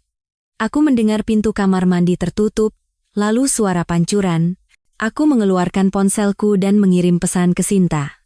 Tahap 1 selesai. Dia panik. Balasannya datang seketika. "Indah. Tahap 2 dimulai besok. Rapat Peter Group jam 9 pagi. Aku memesan makanan Thailand, menambahkan lumpia karena dendam membuatku lapar, dan duduk di sofa." Gilang mengirim pesan lagi. "Kenapa kamu lakuin ini, bro?" Jadi dia sudah tahu. Butuh waktu cukup lama. Aku mempertimbangkan sekitar 15 pilihan balasan yang tajam sebelum memutuskan sesuatu yang sederhana dan menghancurkan. "Menurutmu?" Balasannya datang dengan cepat. "Kamu menghancurkan karierku karena salah paham?" "Salah paham." Dia menyebutnya salah paham. Seolah-olah aku tidak sengaja mendengar dia memesan pizza alih-alih menjawab telepon istriku pada pukul 1 pagi, keberaniannya hampir mengesankan. Aku tidak membalas. Keheningan lebih keras daripada apapun yang bisa kukatakan. Rania turun 20 menit kemudian, tampak sedikit lebih manusiawi tetapi masih kalah. Kami makan makanan Thailand kami dalam keheningan. Dia hanya mengaduk-aduk mie di piringnya, sesekali menghela napas secara dramatis seperti protagonis dalam sebuah tragedi, lupa bahwa dialah yang menulis naskah bencana ini. "Aku akan baik-baik saja, kan?" tanyanya pelan. Aku menatapnya dari seberang meja. Wanita ini, yang telah kunikahi selama 6 tahun, yang kupercayai sepenuhnya, yang telah mempertaruhkan segalanya untuk sedikit kegembiraan dan validasi, dan entah apalagi yang tidak kuberikan padanya. "Jujur," kataku, "aku tidak tahu sama sekali, tapi kamu akan menemukan jalan keluar. Kamu orang yang mudah beradaptasi." Itu bukan penghiburan, itu juga bukan kata-kata jahat, itu hanya sebuah fakta. Dan entah bagaimana, itu terasa sempurna. 2 minggu berikutnya seperti menonton kecelakaan mobil dalam gerakan lambat, hanya saja akulah yang dengan hati-hati telah melonggarkan setiap baut dan menguras cairan rem. Dan sejujurnya, aku memiliki kursi terbaik di rumah. Skorsing Rania berubah menjadi penyelidikan penuh, dengan tim hukum perusahaannya memeriksa setiap proyek yang telah dia kerjakan selama setahun terakhir. Gilang tidak hanya kehilangan investasi Peter Group, tetapi juga 3 klien lainnya yang tiba-tiba menjadi sangat prihatin tentang uji tuntas dan kemitraan etis. Itu adalah jenis schadenfreude yang indah yang mungkin membuktikan bahwa aku adalah orang yang mengerikan, tetapi mengingat situasinya, terasa sepenuhnya dibenarkan. Aku mulai makan lagi. Bukan hanya secara mekanis mengonsumsi makanan untuk bertahan hidup, tetapi benar-benar makan. Nafsu makanku kembali dengan ganas, dan aku mendapati diriku memasak makanan sungguhan, mencoba resep baru, bahkan menikmati proses memotong sayuran dan menakar bumbu. Rania hampir tidak makan apa-apa, dia kebanyakan hanya mengaduk-aduk apapun yang kubuat, menatap kosong ke kejauhan seperti karakter dalam film seni yang sok, di mana tidak ada yang terjadi untuk waktu yang sangat lama, dan semua orang seharusnya menganggapnya mendalam. "Kamu kelihatan bahagia," katanya suatu malam, saat dia memperhatikanku membumbui dada ayam dengan konsentrasi seorang ahli penjinak bom. Nada suaranya menuduh, seolah-olah penolakanku untuk menjadi sengsara adalah serangan pribadi. "Aku menemukan resep yang sangat bagus di YouTube," jawabku dengan ceria, sepenuhnya menghindari implikasinya. "Ada lemon, bawang putih, dan campuran herbal ini, katanya akan enak sekali. Mau coba? Aku tidak lapar." "Terserah. Lebih banyak untukku, kalau begitu." Aku bersenandung sambil memasak, dan aku bisa merasakan tatapannya di punggungku. Kucing-kucing itu, yang merasakan pergeseran dinamika rumah tangga, mulai mengikutiku alih-alih dia, yang merupakan jenis keadilan puitis tersendiri. Bahkan Kiko, yang selalu menjadi anak emas Rania, sekarang menghabiskan sebagian besar harinya di kantorku saat aku bekerja dari rumah. Keruntuhan profesional Gilang dipercepat lebih cepat dari yang kuduga. Sinta memberiku kabar terbaru melalui pesan teks berkala yang dibaca seperti rekap sinetron. Peter Group secara resmi menarik diri, mengeluarkan pernyataan tentang praktik bisnis yang tidak sesuai, bunyi salah satu pesan. Ditjen Pajak Jawa Barat meluncurkan penyelidikan resmi terhadap PT-nya. "Ini lebih baik dari Netflix," bunyi pesan lainnya. Komunitas properti itu kecil dan suka bergosip, dan begitu tersiar kabar bahwa Gilang Pratama sedang diselidiki karena potensi penipuan pajak dan telah kehilangan beberapa klien besar, orang lain mulai menjauhinya seolah-olah dia terkontaminasi radioaktif. Tidak ada yang ingin dikaitkan dengan seseorang yang bisa menjatuhkan mereka bersamanya. Itu adalah padanan profesional dari diusir dari pulau, hanya saja pulau itu adalah seluruh kariernya dan pemungutan suara itu bulat. Aku bertemu dengan Pak Santoso di sebuah kedai kopi pada hari Kamis pagi. Santoso adalah pengembang properti lain yang pernah bekerja sama dengan Gilang dalam beberapa proyek. Dia melihatku dalam antrean dan langsung menghampiriku, jelas mencari informasi. "Bas," kata Santoso, merendahkan suaranya seolah-olah kami sedang membahas rahasia negara. "Ada apa sebenarnya dengan Gilang? Kudengar dia sedang diselidiki, sesuatu tentang penipuan properti?" Aku menyesap kopiku perlahan, memberiku waktu untuk menyusun jawaban. "Yah, Pak Santoso, saya tidak tahu detailnya. Sepertinya ada beberapa masalah dengan cara dia menyusun kepemilikan propertinya. Masalah pajak, semacam itu. Saya mencoba untuk tidak ikut campur urusan orang lain. Tapi kalian kan teman baik, kan? Dia tidak memberitahumu apa-apa? Kami tidak banyak bicara akhir-akhir ini," kataku, yang merupakan pernyataan yang sangat meremehkan. "Jadwal kami sibuk dengan proyek yang berbeda, Anda tahu bagaimana itu." Santoso mengangguk mengerti, membaca di antara baris-baris yang bahkan tidak kutulis. Ya, saya mengerti. Bijaksana untuk menjaga jarak sebelum dampaknya menimpamu. Saya sendiri akan menarik diri dari usaha patungan kami minggu depan. Tidak bisa membiarkan namaku melekat pada kekacauan itu. Mungkin itu langkah yang bijaksana, aku setuju, dan Santoso menepuk bahuku sebelum pergi, mungkin untuk menyebarkan desas-desus bahwa bahkan sahabat terbaik Gilang pun menjauhinya. Pabrik rumor bekerja lembur, dan aku hampir tidak perlu berkontribusi apapun selain ada dan minum kopi pada waktu yang strategis. Keruntuhan Rania mencapai titik puncaknya pada hari Selasa malam. Aku sedang membaca di ruang tamu, benar-benar membaca, bukan hanya menggulir ponselku ketika dia turun, tampak seperti belum tidur selama berhari-hari. Mengingat semua suara gelisah yang kudengar dari kamar tamu tempat dia tidur selama seminggu terakhir, dia mungkin memang belum tidur. "Aku akan dipecat," katanya datar, berdiri di ambang pintu, hantu dari dirinya yang dulu. "SDM menelepon hari ini. Pemberhentian segera karena pelanggaran perjanjian kerahasiaan. Bahkan tidak ada masa transisi. Aku mendongak dari bukuku. Itu adalah thriller tentang seorang pria yang memalsukan kematiannya sendiri, yang entah bagaimana terasa pas. Itu berat. Aku turut prihatin. Benarkah? Kamu benar-benar turut prihatin, Bas? Dia masuk ke dalam ruangan, dan aku bisa melihat tangannya gemetar. Karena kamu tidak terlihat prihatin. Kamu terlihat baik-baik saja. Lebih dari sekadar baik-baik saja. Kamu terlihat seperti sedang menikmati waktu terbaik dalam hidupmu sementara semua yang kubangun runtuh. Aku tidak tahu apa yang ingin kamu katakan, Rania. Aku menutup bukuku, dengan hati-hati menandai halamanku. Ini adalah pilihanmu. Ini adalah konsekuensinya. Aku tidak memecatmu. Aku tidak menyuruhmu memberikan informasi rahasia kepada orang yang tidak berwenang. Tapi kamu tahu, suaranya meninggi sekarang, kepanikan dan kemarahan bercampur menjadi sesuatu yang putus asa. Kamu tahu tentang aku dan Gilang. Dan alih-alih membicarakannya denganku seperti orang dewasa, kamu memutuskan untuk menghancurkan hidup kami berdua. Tuduhan itu menggantung di udara di antara kami. Ini dia.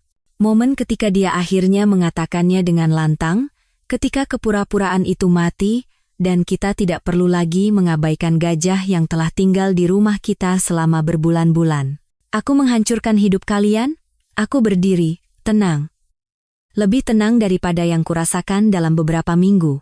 Rania, aku mengetahui bahwa istriku berselingkuh ketika sahabat terbaikku menjawab teleponnya pada pukul 1 pagi, kamu yang menghancurkan hidupmu sendiri. Aku hanya berhenti berpartisipasi dalam menutup-nutupinya. Bukan seperti itu. Dia menangis sekarang, maskaranya mengalir di wajahnya seperti sungai hitam. Itu terjadi begitu saja, Bas. Kami tidak merencanakannya. Kamu selalu bekerja, selalu sibuk, dan Gilang dia ada di sana. Dan dia mendengarkan, dan kamu memutuskan itu adalah alasan yang cukup baik untuk menghancurkan pernikahan kita? Aku bisa merasakan suaraku menjadi lebih keras, lebih dingin. Kamu mau menyalahkanku karena bekerja? Karena membayar hipotek dan tagihan kita, karena mencoba membangun kehidupan yang stabil? Baik, salahkan aku. Tapi akui bagianmu dalam hal ini, Rania. Kamu membuat pilihan. Banyak pilihan. Setiap kali kamu berbohong, setiap kali kamu menyelinap, setiap kali kamu menatap wajahku dan berpura-pura semuanya baik-baik saja, itu adalah pilihan. Dia merosot ke sofa, menutupi wajahnya dengan tangannya, terisak-isak. Sebagian kecil dari diriku, bagian yang menyusut dengan cepat, ingin menghiburnya. Tapi bagian lainnya mengingat semua kebohongan, semua kwitansi, semua malam larut yang dia klaim sebagai klub buku, dan bagian kecil itu kalah telak. Gilang juga kehilangan pekerjaannya, katanya di sela-sela isak tangis. Dia dipecat hari ini. Mereka bilang masalah hukumnya membuatnya menjadi risiko. Dia akan kehilangan vilanya. Dia tidak bisa membayar hipotek tanpa penghasilan, dan tidak ada bank yang mau berurusan dengannya karena penyelidikan. Wow, kataku, dan aku bersungguh-sungguh. Sinta belum memberitahuku bahwa Gilang telah dipecat. Kasihan sekali. Kasihan sekali. Rania mendongak menatapku, matanya merah dan bengkak. Bas, hidupnya hancur. Hidupku hancur. Kita kehilangan segalanya karena kamu tidak bisa memaafkan satu kesalahan. Satu kesalahan? Aku tertawa, dan itu bukan tawa yang baik. Rania, kamu berselingkuh selama berbulan-bulan. Berbulan-bulan. Itu bukan satu kesalahan. Itu adalah serangkaian keputusan yang disengaja. Dan memaafkan? Kamu mau dimaafkan? Kamu bahkan belum pernah meminta maaf. Kamu hanya berharap aku akan berpura-pura tidak ada yang terjadi dan membiarkanmu melanjutkan kehidupan gandamu. Aku minta maaf sekarang, katanya putus asa. Maaf, Bas. Aku benar-benar minta maaf. Aku membuat pilihan yang buruk, dan aku menyakitimu. Aku mengerti jika kamu membenciku, tapi tolong hentikan apapun yang kamu lakukan. Batalkan penyelidikannya. Suruh siapapun yang kamu ajak bicara untuk mundur. Gilang tidak pantas menerima ini. Aku tidak pantas menerima ini. Aku duduk lagi, tapi tidak di sebelahnya. Aku duduk di kursiku di seberang ruangan, menjaga jarak. Aku tidak bisa membatalkan apapun, Rania. Aku tidak memulai penyelidikan apapun, aku tidak mengajukan laporan apapun. Yang kulakukan hanyalah memastikan bahwa otoritas yang tepat memiliki akses ke informasi publik yang mengungkapkan kekhawatiran hukum yang sah. Jika Gilang dan kamu menghadapi konsekuensi, itu karena kalian melanggar aturan yang ada jauh sebelum aku tahu tentang perselingkuhan kalian. Itu secara teknis benar. Aku telah merekayasanya, ya, tetapi aku tidak memalsukan apapun. Setiap masalah yang mereka hadapi berasal dari kesalahan nyata yang telah mereka buat. Aku hanya membantu kesalahan-kesalahan itu melihat cahaya hari. Kamu bukan orang seperti ini, kata Rania, menggelengkan kepalanya. Baskara yang kunikahi tidak akan melakukan ini. Dia tidak kejam, dia tidak menghancurkan orang. Baskara yang kamu nikahi adalah orang bodoh yang mengira istrinya mencintainya dan sahabat terbaiknya benar-benar temannya. Aku berdiri. Percakapan ini selesai. Mungkin kamu benar. Mungkin aku bukan orang itu lagi. Baguslah. Orang itu sangat lelah. Aku berbalik menuju tangga, siap untuk tidur dan membiarkannya menangis di sofa.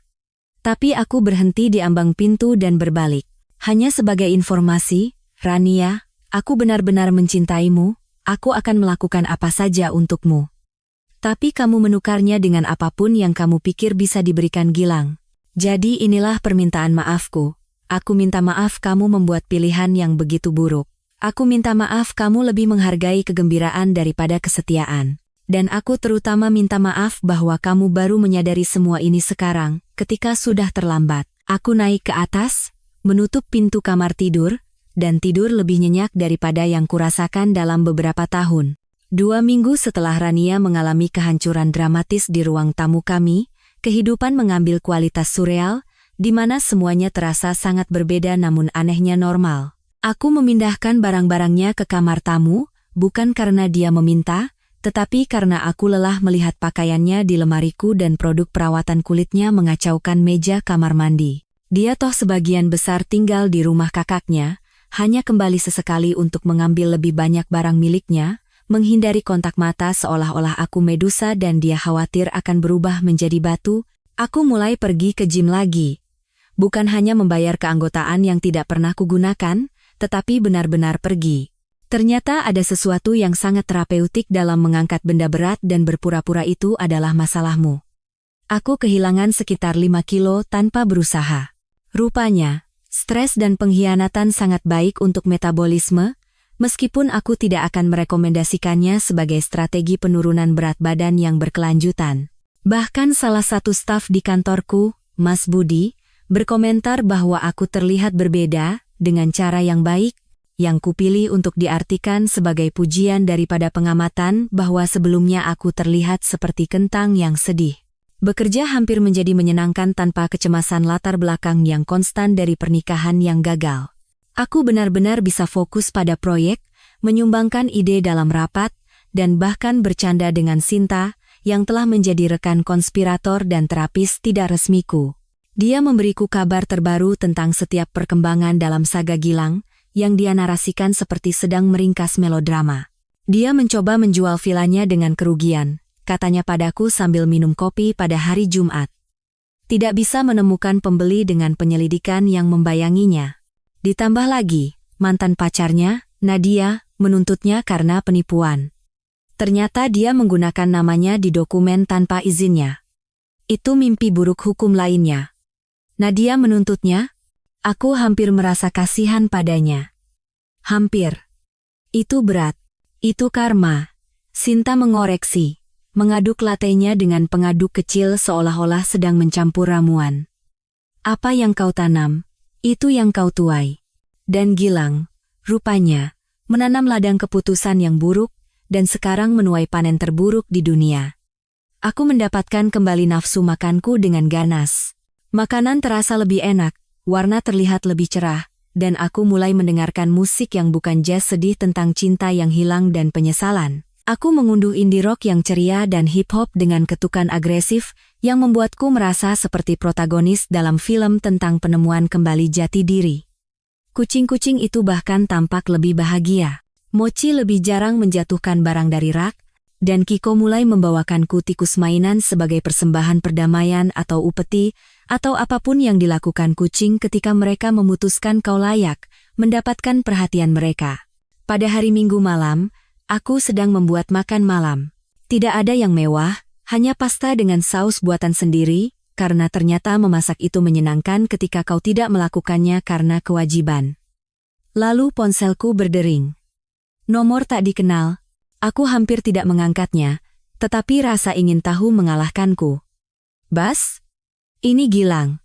Aku berdiri di dapurku, sendok kayu di tangan, saus tomat mendidih di atas kompor, mencoba memproses keberanian mutlak pria ini meneleponku, seolah-olah kami masih teman yang bisa mengobrol santai tentang cuaca atau skor pertandingan.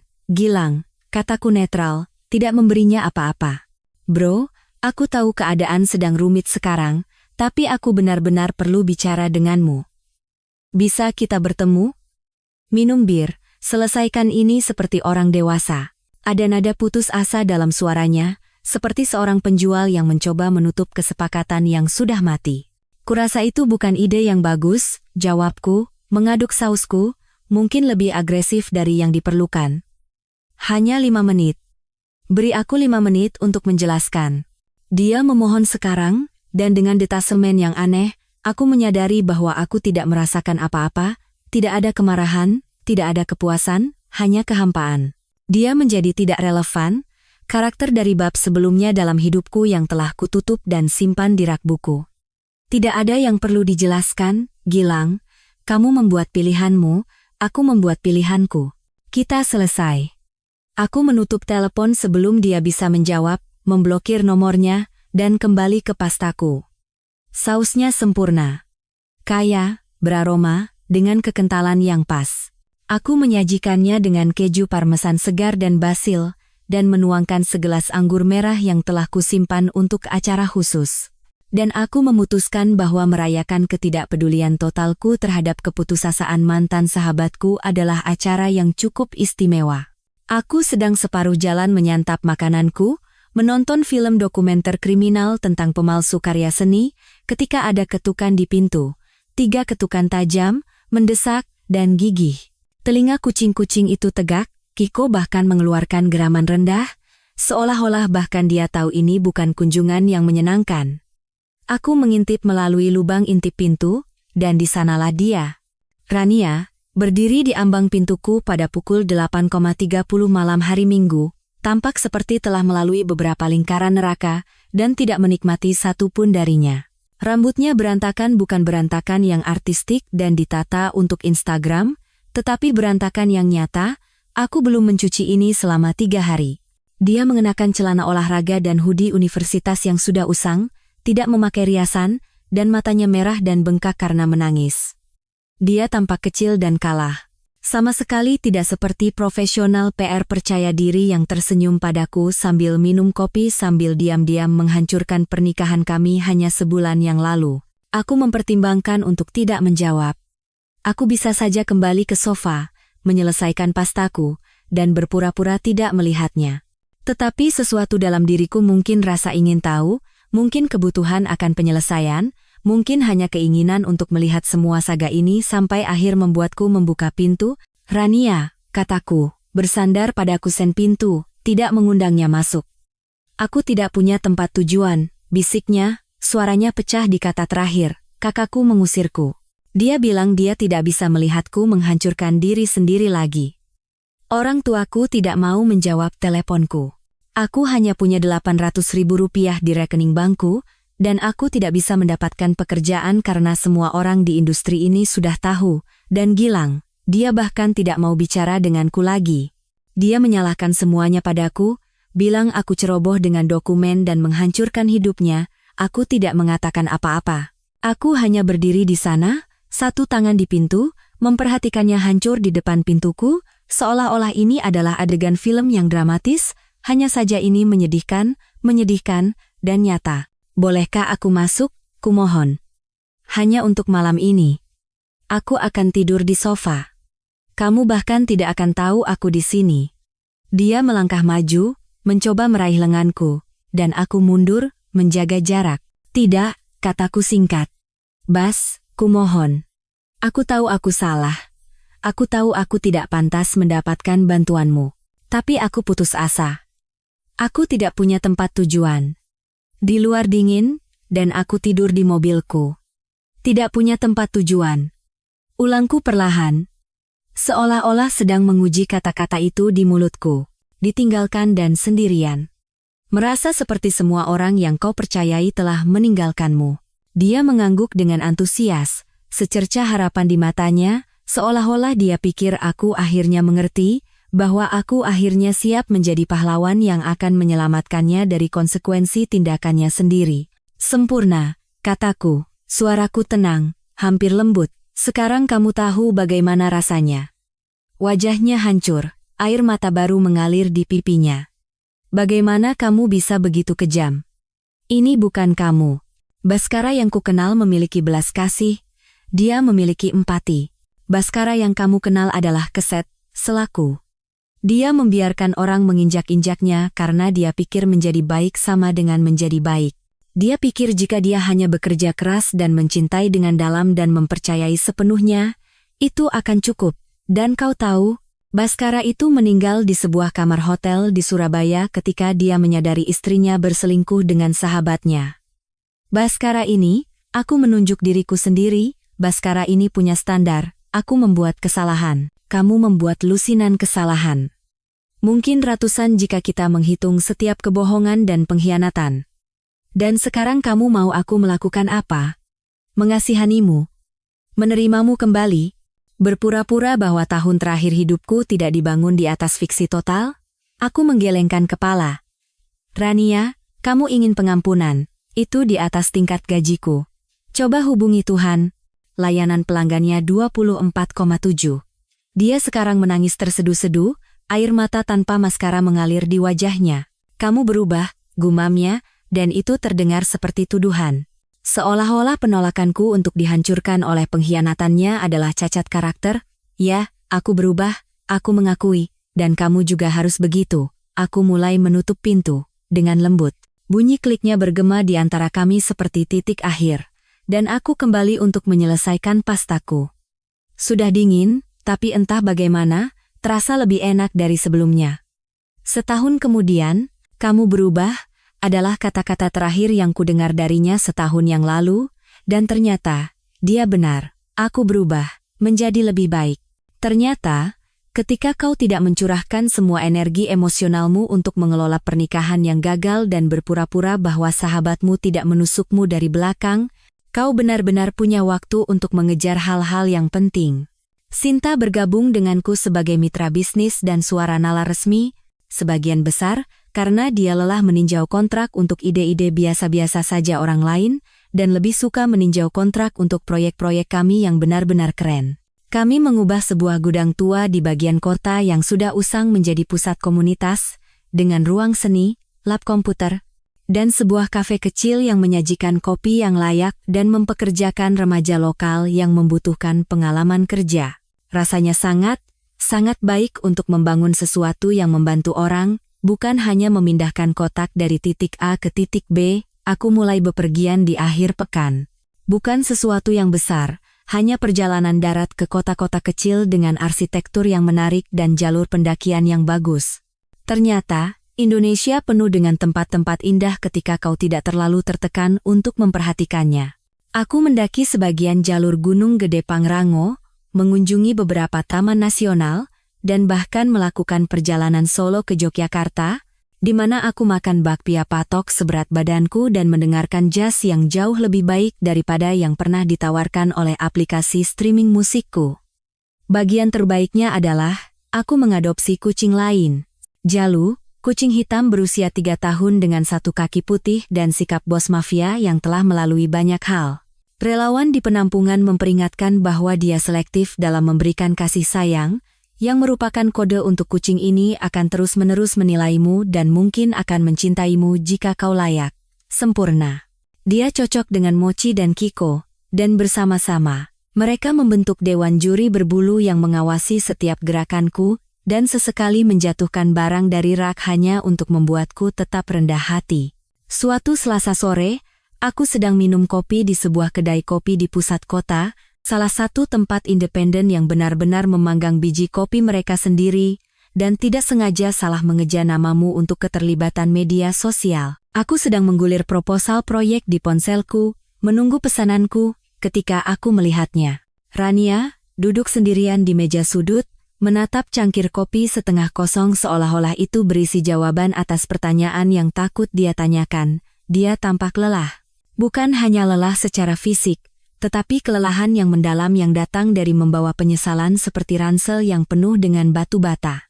Dia kehilangan berat badan, pakaiannya terlihat sedikit kebesaran, dan rambutnya diikat ekor kuda sederhana alih-alih gaya sempurna yang biasa dia pertahankan. Dia tampak seperti orang yang berbeda atau mungkin hanya orang yang selama ini dia sembunyikan di bawah semua filter Instagram dan polesan PR. Dia mendongak, melihatku, dan selama sekitar 2 detik, aku melihat sekitar 17 emosi berbeda melintas di wajahnya, keterkejutan, harapan, ketakutan, pasrah.